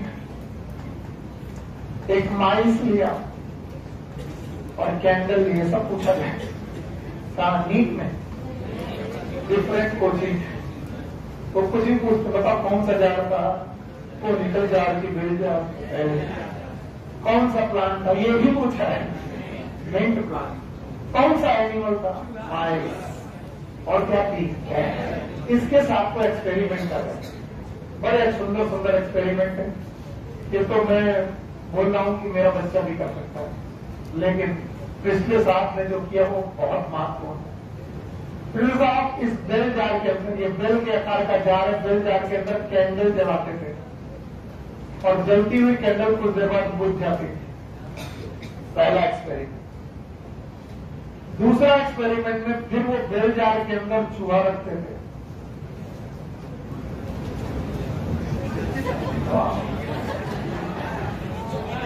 चूहा है तो मैं कैसे मानूं, तो यह कैसे तो होता क्या करना है, ये चूहे की डेथ हो जाती थी, कुछ देर तक बेल जार में बैठे बैठे डेथ हो जाती। तो जोसेफ प्रिस्ले ने कहा बर्निंग कैंडल एंड रेस्पायरेटिंग माइस।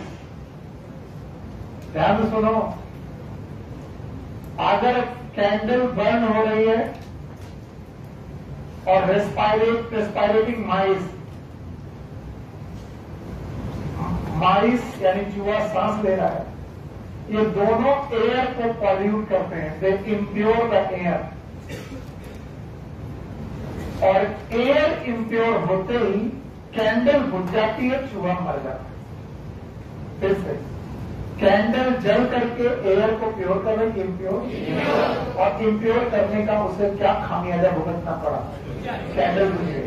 और चूहा सांस लेकर के एयर को क्या कर रहा है, इम्प्योर, और इम्प्योर एयर का खामियाजा बचा के मर गया। अब जोसेफ प्रिस्ले तीसरा एक्सपेरिमेंट करते हैं, बहुत फेमस एक्सपेरिमेंट है। इन्होंने क्या किया, अब की बार बेल जार में कैंडल जलाई, चूहा रखा और साथ में एक प्लांट रखा, और ये प्लांट था मिंट का। किसका? अब कुछ बच्चे मुझसे क्वेश्चन कैसा पूछते हैं, तो चूहा रखा होगा तो भागा होगा, भागा होगा तो कैंडल गिर गई होगी, तो कैंडल गिर गई होगी तो बुझ गई होगी। प्लीज ऐसे क्वेश्चन ना पूछे, मैंने जवाब दे पाऊंगा।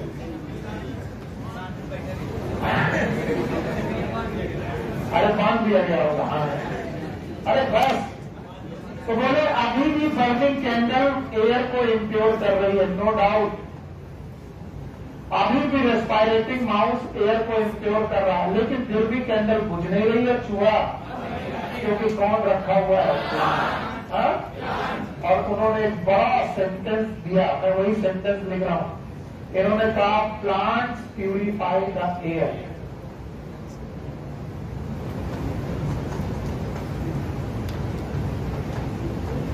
कुछ नहीं बोला, बस इतना ही बोला, प्लांट्स प्यूरिफाई द एयर।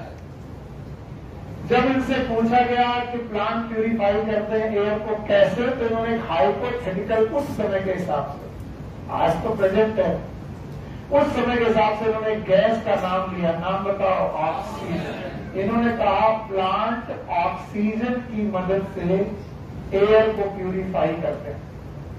और इस तरीके से 1774 में, 4 साल बाद, ऑक्सीजन की डिस्कवरी का श्रेय जोसेफ प्रिस्ले को जाता है। कई बच्चे मुझसे पूछते हैं कि सर ऑक्सीजन की डिस्कवरी का फोटोसिंथेसिस से क्या लेना देना है, तो मैं बताता हूं ये पौधे ना होते तो कार्बन डाइऑक्साइड और वाटर जुड़ते नहीं और C6H12O6 ना बनती और क्या ना निकलती है, ऑक्सीजन। इसका मतलब आज हमें मालूम है कि ये ऑक्सीजन किस प्रोसेस से आ रही है, फोटोसिंथेसिस। उस समय नहीं मालूम था किसी को भी, जोसेफ प्रिस्ले को भी नहीं मालूम था कि आप फोटोसिंथेसिस चल रही। उन्होंने सिंपल शब्द बोला, कौन इम्प्योर करता है, कैंडल एंड माइस, और कौन प्यूरिफाई करता है, तो प्लांट प्यूरिफाई द एयर। और एक गैस का नाम लिया, कौन सा, ऑक्सीजन। और ऑक्सीजन की डिस्कवरी कब हुई, 1700। पहला साइंटिस्ट खत्म, हटाए, बता पाओगे? चलो बताओ भाई, पहला साइंटिस्ट कब पैदा हुए? मर गए, एक्सपेरिमेंट कच्चा हो गया। 4 चीजें थी, एक चूहा था, एक कैंडल था, एक प्लांट था, जल था। जल जाल के अंदर कैंडल रखी, जलती रही, बुझ गई, चूहा रखा, जलता रहा, वो भी बुझ गया। अच्छा बताओ, फिर इन्होंने जलती कैंडल और जिंदा चूहा प्लांट के साथ रखा, बताइए ये बचा कि मर गया, बच गया? क्या अब कैंडल इम्प्योर नहीं कर रही, कर रही? क्या चूहा अब इम्प्योर नहीं कर रहा, कर रहा? पर उस इम्प्योर एयर को प्यूरिफाई कर रहा है कौन? Plant purify the air. किसने बोला? जोसेफ ने। और उन्होंने ऑक्सीजन गैस की डिस्कवरी के बारे में बोला सन 1774 में गैस डिस्कवरी, नाम बताओ। और इसको खोजने वाले जोसेफ प्रिस्ले के समय पर ही एक बंदा था, it is known as Indian house.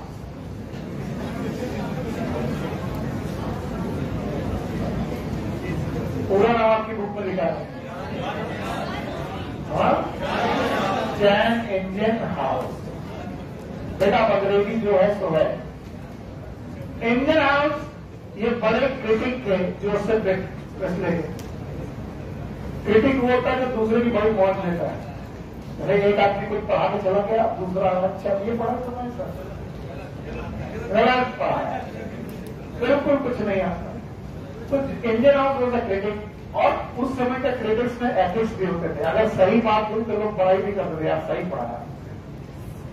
तो इंडियन हाउस ने क्या किया, जोसेफ प्रिस्ले का एक्सपेरिमेंट रिपीट किया।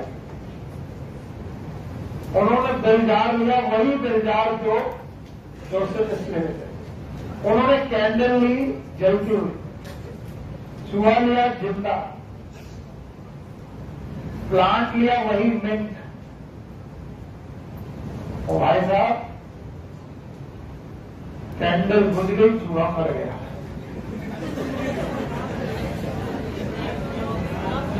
उन्होंने कहा ना, उन्होंने कहा देखो, इन्होंने कहा था प्लांट प्यूरिफाइगा, और दिन और रात की कोई बात नहीं थी, रुचि की नहीं होती। इन्होंने ये एक्सपेरिमेंट किया।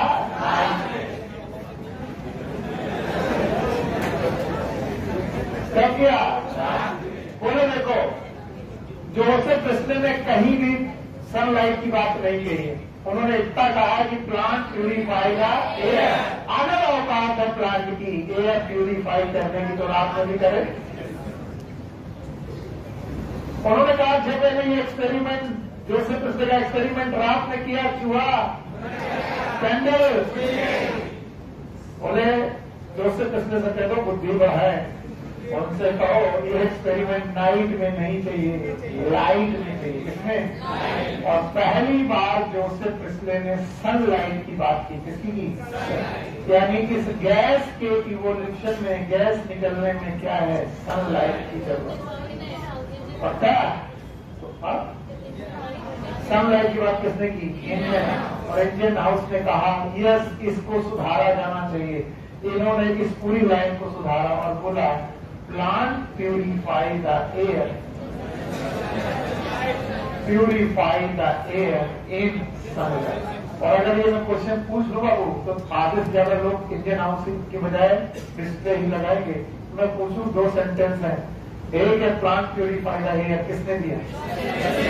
और एक plant purify the air in sunlight. Indian house ने अपना एक्सपेरिमेंट बदल भी दिया। आपकी बार उन्होंने दूसरे प्लांट में किया कि अगर मिंट प्लांट ऐसा कर सकता है तो दूसरे प्लांट भी ऐसे कर सकते हैं। उन्होंने एक्वेटिक प्लांट लिए, हरे पौधे एक्वेटिक, और एक्वेटिक प्लांट में सनलाइट डाली। और सनलाइट डालने पर उनमें एक गैस के बबल दिखाई पड़े। वो गैस जो अदृश्य थी, रंगहीन, गंधहीन, वो बबल के रूप में दिखाई। तो बताओ ऑक्सीजन की डिस्कवरी किसने की थी? Joseph Presley. लेकिन उसके बबल्स किसने देखे? इंडियन हाउस ने। और कैसे प्लांट में? हाइड्रोफिटिक प्लांट में ऑक्सीजन के बबल्स देखे किसने? इंडियन दूसरा साइंटिस्ट। दोनों के नाम बताओगे? पहला पूरी तरह सही कि पूरी तरह गलत? ना पूरी तरह सही ना पूरी तरह। अगर इंडियन हाउस ना हो, सॉरी प्रिंसले ना होते तो इंडियन हाउस का काम बेकार था। अगर मैंगलीफ ना होते तो मॉडर्न पीरियोडिक टेबल औकात नहीं है। अगर न्यूटन का ऑक्टेट रूल न होता तो मैंगलीफ पीरियोडिक टेबल नहीं बनाते। पीरियोडिक टेबल नहीं बनती तो मॉडर्न नहीं। लोग मॉडर्न पीरियोडिक टेबल में तालियां बजाते हैं। मुझे लगता है सबसे ज्यादा तालियों के हकदार है न्यूलैंड, उसके बाद मैंगलीफ। ठीक उसी तरीके से इंडियन हाउस को लोग तालियां बजाते हैं, लेकिन असली तालियां किसे नहीं देते? वो बंदा है जिसने पहली बार देखा कि चूहा मर सकता है, कैंडल बुझ सकती है, लेकिन प्लांट की वजह से ऐसा नहीं। उसमें सुधार तो हमेशा तैयार रहते। एक बार आप एक नियम दीजिए, उसमें सुधार तो होते रहेंगे। आप कोई नियम बनाइए, लोग कहेंगे ये नियम गलत है। ऐसे लोगों को कभी भी हैरेस नहीं करना चाहिए। बोलना कि यार आपने बड़ा अच्छा काम किया। जब कोई बच्चा नया फॉर्मूला बना के लाता है ना, कुछ टीचर उसे कहते हैं चुप रहो, बेकार है, मेरा फॉर्मूला है। नहीं, उस बच्चे का स्वागत करिए। क्यों? क्योंकि हो सकता है कि अभी वो फॉर्मूला गलत हो, आगे चल के वो अच्छा। इंडियन हाउस और प्रिंसले ये एक्सपेरिमेंट को प्रूव करते। पता प्लांट प्यूरिफाई द एयर किसने कहा? Joseph princely. Plant purify the air in presence of sunlight. इसके बाद आए जूलियस वॉन सैक्स, के तीसरे साइंटिस्ट।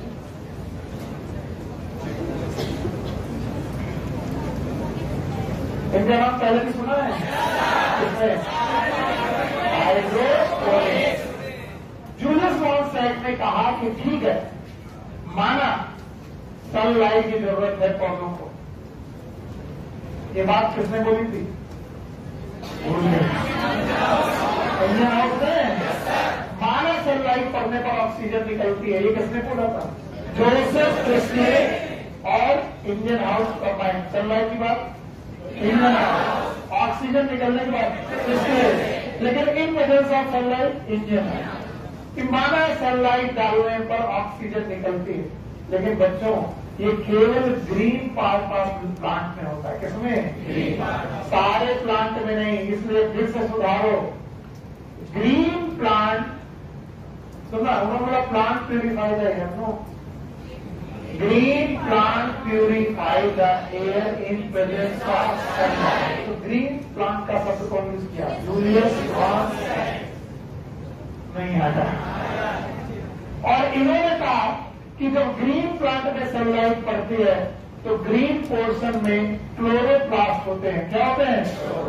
और उन क्लोरोप्लास्ट में स्टार्च भी बन जाता है। क्या बन जाता है? बहुत बड़ा पाप बोली इन्होंने। आप लोग जब तक इसे सीक्वेंस नहीं कर पाओगे, भरोगे, ये एक्सपेरिमेंट बेवकूफी भरे लगेंगे।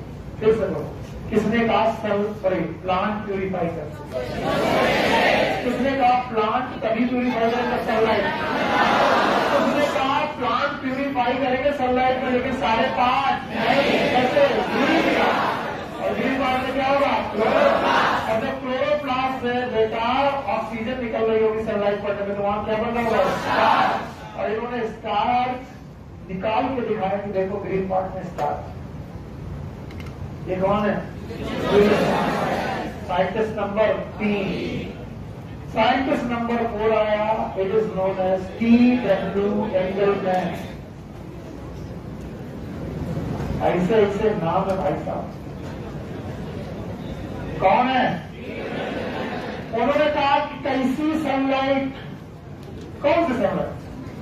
बोले सनलाइट तो सनलाइट होती है, और कौन सनलाइट? बोले नहीं, सनलाइट में क्वांटिटी भी है और क्वालिटी भी है। यस और नो? यस। पता सनलाइट में क्वांटिटी भी है और क्वालिटी भी है। तो उन्होंने कहा कि सनलाइट पूरी सनलाइट ये काम करेगी कि कुछ सनलाइट? बोले कुछ सनलाइट। इन्होंने इस सनलाइट को डाला प्रिज्म में। किसमें? किसमें? पता नहीं। प्रिज्म में डाला। प्रिज्म डालने के बाद सनलाइट स्कैटर हुई। कितने रंगों में? याद है? बोलो पहला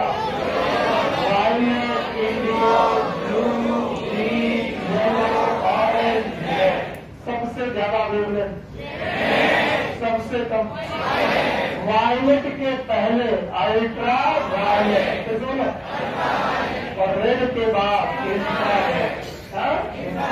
कौन इनविजिबल है? Infrared and ultraviolet. कितना विजिबल? 7 रंग विजिबल है। कौन कौन से?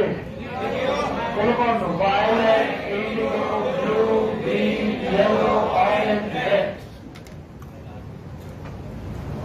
तो माना कि सनलाइट ऑक्सीजन निकालती है, सनलाइट डालने पर ऑक्सीजन निकलेगी, लेकिन सनलाइट में तो 7 रंग हैं, violet, indigo, blue, green, yellow, orange, red.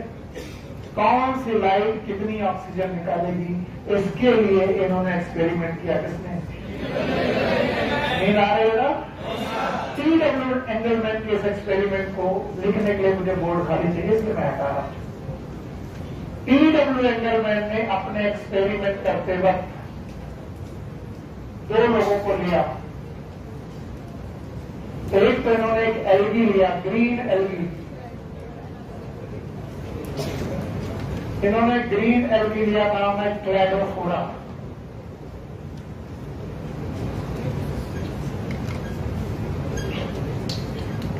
साथ में इन्होंने एरोबिक बैक्टीरिया लिया।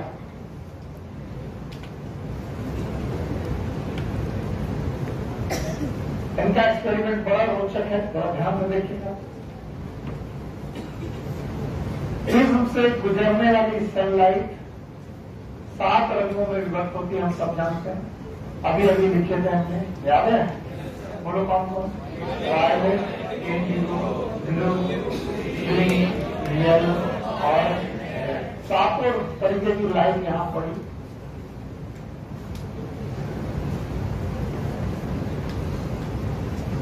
सातों प्रकार की लाइट में इन्होंने क्लैडोफोरा नाम के एल्गी को ग्रो कराया। क्लैडोफोरा एल्गी, बताइए क्लैडोफोरा कैसा एल्गी होता है? Green algae. बताओ ग्रीन एल्गी में क्या पड़ रही है? सनलाइट पड़ने पर ये क्या करेगी? कार्बन डाइऑक्साइड वाटर के साथ C6H12O6 क्या निकलेगी? ऑक्सीजन। जैसे बोलो in presence of and chloro. क्या क्लैडोफोरा पास क्लोरोफिल है? क्या निकलेगी? जितनी ऑक्सीजन निकलेगी ग्लूकोज की उतना ही बढ़ रहा होगा। यानी ऑक्सीजन बनना किस बात का प्रूफ है? ग्लूकोज बनना। यस और नो? ग्लूकोज बनना इज नोन एज फोटोसिंथेसिस। लेकिन फोटोसिंथेसिस के रेट को पढ़ने के लिए उन्होंने ग्लूकोज का रेट नहीं देखा, ऑक्सीजन का देखा। किसका देखा? और इसके लिए उन्होंने एरोबिक बैक्टीरिया यूज किए। कैसे? सोना मत। इन्होंने देखा ब्लू रीजन पे एरोबिक बैक्टीरिया की ग्रोथ बहुत ज्यादा है।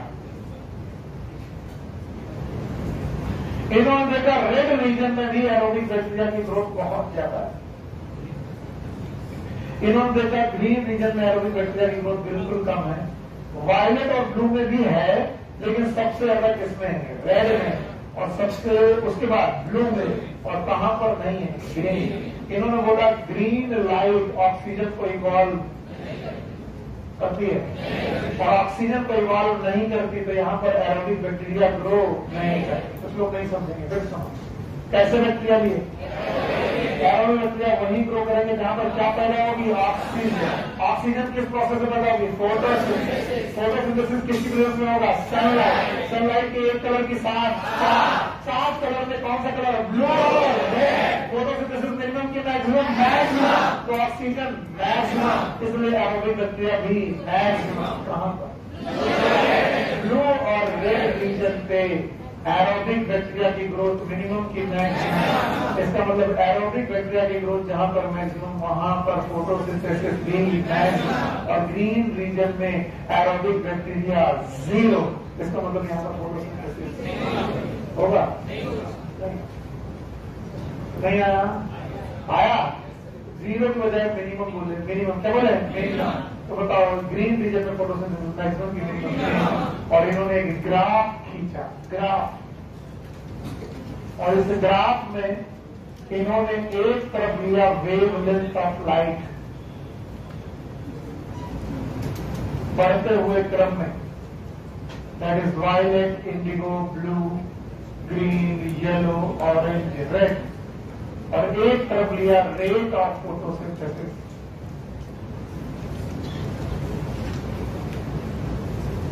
और ग्राफ खींचकर इन्होंने बताने की कोशिश की कि there is a blue region where photosynthesis is minimum और maximum, then green region it is minimum, it is minimum और maximum, and again red region is maximum. और इस तरीके से इन्होंने पहली बार ग्राफिकल रिप्रेजेंटेशन किया किसका, rate of photosynthesis according to wavelength of light, and this is known as Akson spectrum.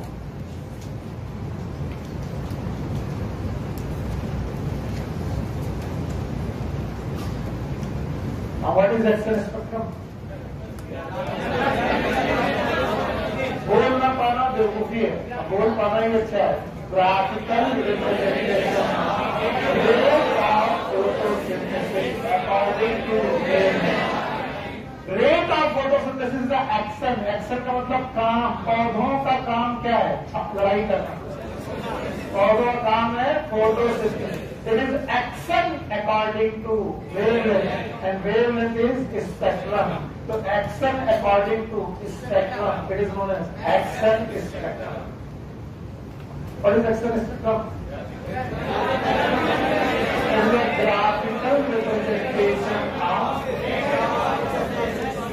rate of photosynthesis according to, इसलिए पहला एक्शन स्पेक्ट्रम खोजना किसके हिस्से में जाता है, TW। कौन, TW। आया कि नहीं आया, कुछ नहीं आया, आया, जवाब दो भाई, जवाब देना ही पड़ेगा, मैं हटा रहा हूं। बताओ पहला साइंटिस्ट, दूसरा, तीसरा, चौथा, पहले ने क्या डिस्कवर की, ऑक्सीजन। बोला प्लांट प्यूरिफाइड है, दूसरे में ऑक्सीजन पकड़ लोगे, बताया प्लांट प्यूरिफाइड है। तीसरा आया, बोला यह सेल लाइट की प्रेजेंस में ऑक्सीजन निकलती है, लेकिन स्टार्च भी बनता है, हर पार्ट की ग्रीन पार्ट। उसने दो बातें बोली, पहला तो ग्रीन पार्ट और दूसरा स्टार्च। चौथा आया, उसने लाइट का क्या किया, स्कैटर में डाला, 7 कलर में बनाया, 7 में लिया कैदो थोड़ा, जो फोटोसिंथेसिस करेगा, ऑक्सीजन निकालेगा, हर लाइट में इक्वल या इक्वल, सबसे ज्यादा फिर सबसे कम ग्रीन। क्या उसने रेट ऑफ फोटोसिंथेसिस बनाया according to wavelength of light, क्या दिया, एक्शन। ऐसा करते करते मिड 19th सेंचुरी आ गई, मिड 19th सेंचुरी, एनसीईआरटी लिखती मिड 19th सेंचुरी आ गई। वैज्ञानिकों का नाम नहीं लिखते पर मैं लिखता हूं, एनसीईआरटी नहीं लिख रही है लेकिन मैं लिख रहा हूं। एक साइंटिस्ट हुए हैं निकोलस, इनका नाम है डी, बाकी तुम्हारी मर्जी पढ़ो, निकोलस डी, तुझे नहीं सॉरी, एंड कलीग्स। कलीग्स का मतलब बहुत सारे और भी साइंटिस्ट थे, बहुत सारे लोग, निकोलस डी सारे एंड कलीग्स, ससुरे नहीं सर, हमको सासुरे पढ़ेंगे, सासुरे। वो अपनी अपनी माइंड का सेटअप है, क्यों है, अब इसको सास ससुर की चिंता, वो ससुरे बोलेंगे, ठीक है। निकोलस डी सारे मिड 19th सेंचुरी तक आते आते इन्होंने कोशिश की इक्वेशन ऑफ फोटोसिंथेसिस की लिखने की, ये भी बहुत महान लोग हैं, सही बता रहा हूं। इन्होंने कहा when n mole of carbon dioxide will react with the n mole of water, it will produce CH2ON plus n mole of oxygen निकलेगी। इसको अगर हम और ओपन करें, it will be n mole of CO2 plus n mole of H2O will form CN H2N ON plus n mole of O2. फिर इन लोगों ने n की जगह 6 लिया और n = 6 लेते ही कोराम बन गया। इक्वेशन बड़ी प्यारी लगी। 6 carbon dioxide 6 mole of water के साथ जुड़ करके C6H12O6 साथ में 6 मिलाओ ऑक्सीजन निकालती है। और बस मिड 19th सेंचुरी में एक गलती हो गई। इस इक्वेशन लिखते ही एक गलती हो गई वैज्ञानिकों से। मैं गलती नहीं कहूंगा, उनको लगा कि जितना mole of carbon dioxide use हो रहा है उतना ही मोल ऑक्सीजन रिलीज हो रहा है। और इस पूरी इक्वेशन में लिक्विड गैसेस दो ही है, या तो ये लिक्विड है ये सॉलिड है। तो उन्होंने एक गैस जितना यूज हो रही है दूसरी गैस उतना निकल रही है। एसटीपी पे मोलर कंसंट्रेशन वॉल्यूम को रिप्रेजेंट करते हैं, पता है क्या है? इसका मतलब अगर ये 6 मोल है तो 6 लीटर ऑफ कार्बन डाइऑक्साइड अगर डाली जाए तो 6 लीटर ऑक्सीजन। और लोगों ने एक गलत घोषणा कर दी। मैं गलत बोल रहा हूं इसलिए क्योंकि इन्होंने कहा कि जो ऑक्सीजन निकल रही है वो CO2 से आती है। उन्होंने कहा ऑक्सीजन केम फ्रॉम CO2 और ये सही था कि रॉन्ग था। लेकिन याद रखना ये रॉन्ग बहुत दिनों बाद पता चला। लोग निकोलस की इस डिस्कवरी पर और मिड 19 की इस डिस्कवरी पर तालियां बजाते रहे बहुत दिनों तक। आज भी गांवों में जाओ लोग यही बताते हैं कि कार्बन डाइऑक्साइड पौधे लेते हैं ऑक्सीजन निकालते हैं। ये तो सब कोई जानता है। कई बार वो लोग बोलते हैं जितना CO2 लेते हैं उतना, ये भी सही है, लेकिन क्या ये सही है? ऑक्सीजन CO2 से आता है। इस बात को निकोलस की इस बात को या फिर इस समय की इस बात को डिस्प्रूव किया एक छोटे से साइंटिस्ट ने वॉन मील। कैसे बोलो? आइए वॉन मील के एक्सपेरिमेंट को पढ़ते हैं। साइंटिस्ट नंबर 5 हो गया, अभी नहीं हुआ। साइंटिस्ट नंबर 5 हो गया। बोलो कौन? Nicholas and colleague. पांचों के नाम एक बार फिर से। पहला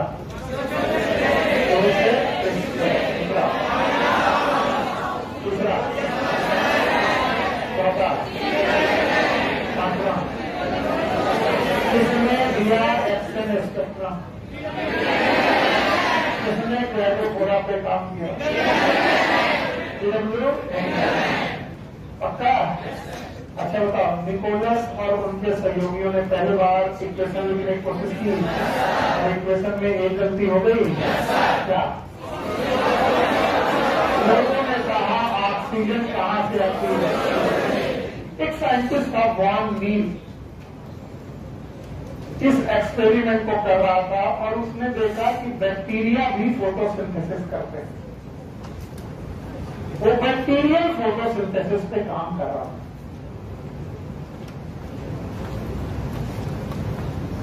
और उसने कहा कि बैक्टीरिया जब फोटोसिंथेसिस करते हैं तो कार्बन डाइऑक्साइड के साथ वो H2S लेते हैं और इस दौरान वो अपना फूड बनाते हैं और साथ में निकलती है सल्फर। दिमाग खराब। इन presence of sunlight and bacterio chlorophyll. Bacteria की अपनी क्लोरोफिल होती है, बैक्टीरियो क्लोरोफिल।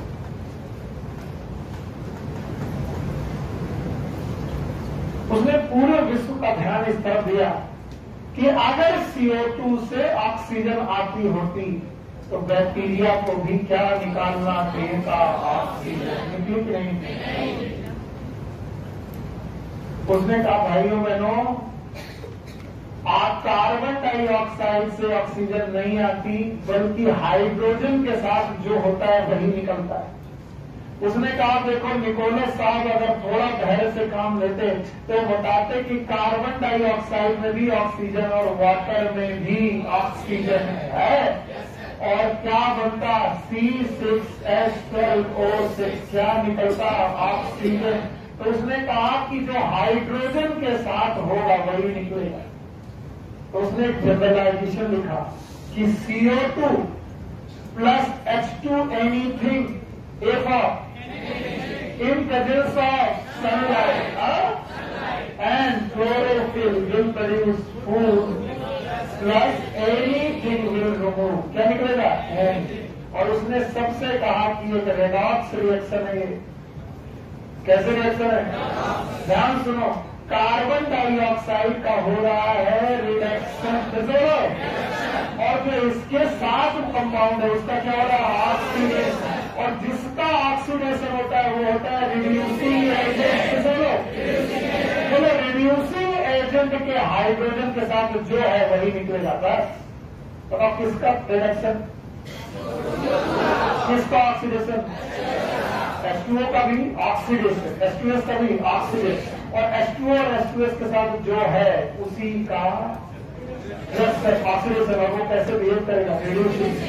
मैं मजाक मजाक में हर साल बच्चों को सिखाता हूँ, इस बार भी बोल दे रहा हूँ कि carbon dioxide plus H2 Sunil sir है अगर, ना तो S ना तो O, सुनील सर, तो क्या निकलेगा? सुनील सर, यानी anything which will be present with reducing agent, किसके साथ? रिड्यूसिंग। तो रिड्यूसिंग एजेंट H2S या फिर H2O, O था तो S था तो किसने बोला? याद रखना, वान न्यूल के एक्सपेरिमेंट को किसी ने सुना भी नहीं, क्योंकि मिड 19वीं सेंचुरी से बहुत दिनों तक तालियां बज रही थी और वान न्यूल से कहा गया बेवकूफ कहेंगे, हम प्लांट की बात कर रहे हैं, हम बैक्टीरिया की बात कर रहे हैं। और जब भी कोई नई डिस्कवरी होती है शुरुआत से लोग मानते पुरानी डिस्कवरी की वजह से नई डिस्कवरी को किसी ने सुना भी नहीं। पर रूबेन एंड कैनन नाम की कौन सा छठा हुआ? साइंस का है, देख रहे बेटा, छठा के सातवां बंदा रूबेन एंड कैनन, ये दो है, रूबेन एंड कैनन। अच्छा, मैंने देखा, मैं टाइम से छोड़ता हूँ तो मुझे घड़ी भी दिखाने लगते हो सर। अब लोग आधा घंटा ज्यादा लेकर के छोड़ते तो तुम्हारे मुंह से आवाज भी नहीं निकलती, तो तुमको उसके बाद जो सुनने को मिलता है वो तुम सुनना नहीं चाहते। थप्पड़ पड़ेगा, जूता पड़ेगा, ये पड़ेगा, वो पड़ेगा। और हम अगर 5 मिनट एक्स्ट्रा पढ़ा दें, वैसे 10 मिनट पहले बोलते हैं अच्छे हैं। रूबेन एंड कैमन ने इसी एक्सपेरिमेंट को रेडियो एक्टिविटी के साथ प्रूव किया। किसके साथ? कार्बन डाइऑक्साइड रेडियो एक्टिव लेने के साथ इन्होंने वाटर की ऑक्सीजन को नॉर्मल लिया इन presence of sunlight and chlorophyll. इन्होंने C6H12O6 बनाया और साथ में जो ऑक्सीजन निकली वो नॉर्मल थी। कैसे थी? इन्होंने प्रूव किया कि अगर CO2 से ऑक्सीजन आई होती तो नॉर्मल होती कि रेडियो एक्टिव। इसका उल्टा एक्सपेरिमेंट भी इन्होंने किया। इन्होंने आपकी बात CO2 की ऑक्सीजन नॉर्मल ली और वाटर की ऑक्सीजन रेडियो एक्टिव ली। फिर से एक्सपेरिमेंट किया C6H12O6। अब की बार जो ऑक्सीजन निकली वो कैसे थी? रेडियो एक्टिविटी से, रेडियो आइसोटोप से। ये इनके नाम भी नहीं है, बोल दे रहा हूं, इन दोनों साइंटिस्ट के नाम नहीं, लेकिन एक्सपेरिमेंट है। रेडियो आइसोटोप टेक्निक के द्वारा अंततः प्रूव किया गया that oxygen come from same from water. Scientist number 8 बताता हूँ, चलो नाम बताओ। 7 और 8। चलो पहला दूसरा इंडियन हाउस, तीसरा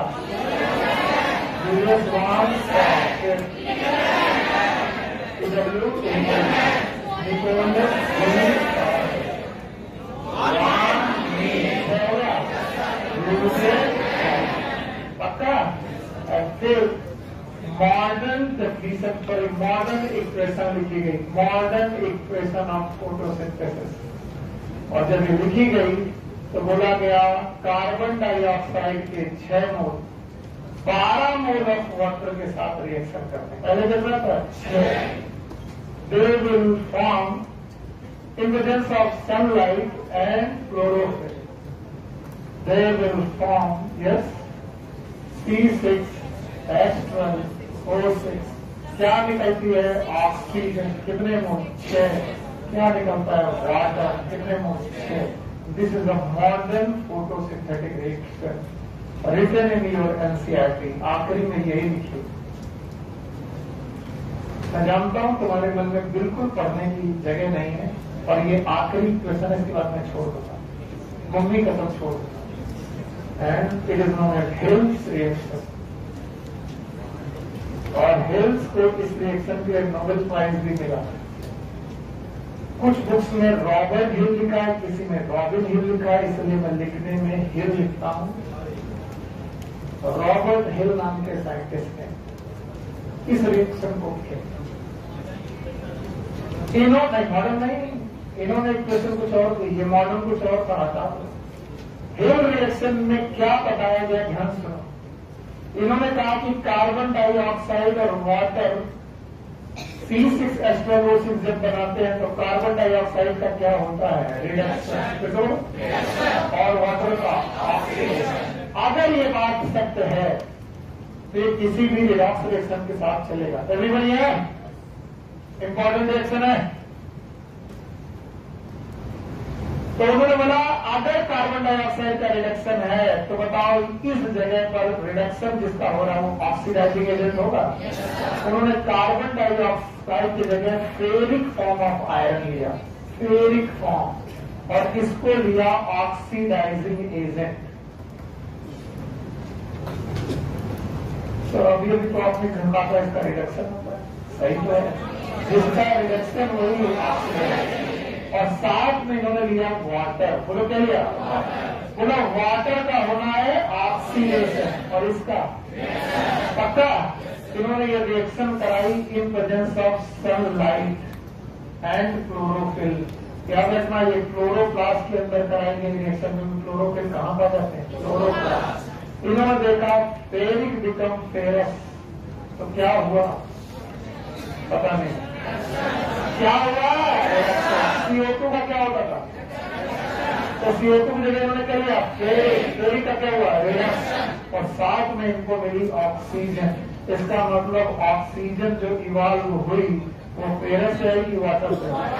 तो इन्होंने सब लोगों के मुंह पे तमाचा मारा। इस पूरी रिएक्शन में CO2 थी ही नहीं, फिर भी क्या निकली, इससे बड़ा प्रूफ कुछ नहीं हो सकता था कि ऑक्सीजन कहां से निकलती है, वाटर।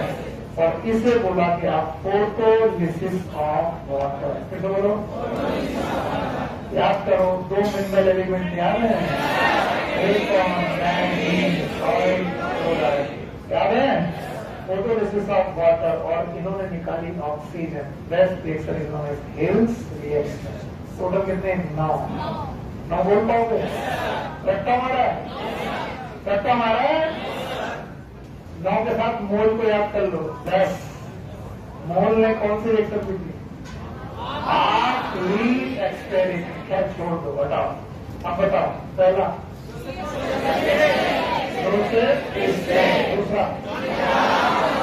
दूसरा ने किसकी डिस्कवरी की, ऑक्सीजन। इंडियन हाउस है, सनलाइट की बात है, जूलियस ग्रीन पार्क स्टार, PW एक्सेल स्पेक्ट्रम, निकोलस डी सारे, सब पूरे सारे बातें। कार्बन डाइऑक्साइड से क्या निकलती है, ऑक्सीजन। सही की गलत,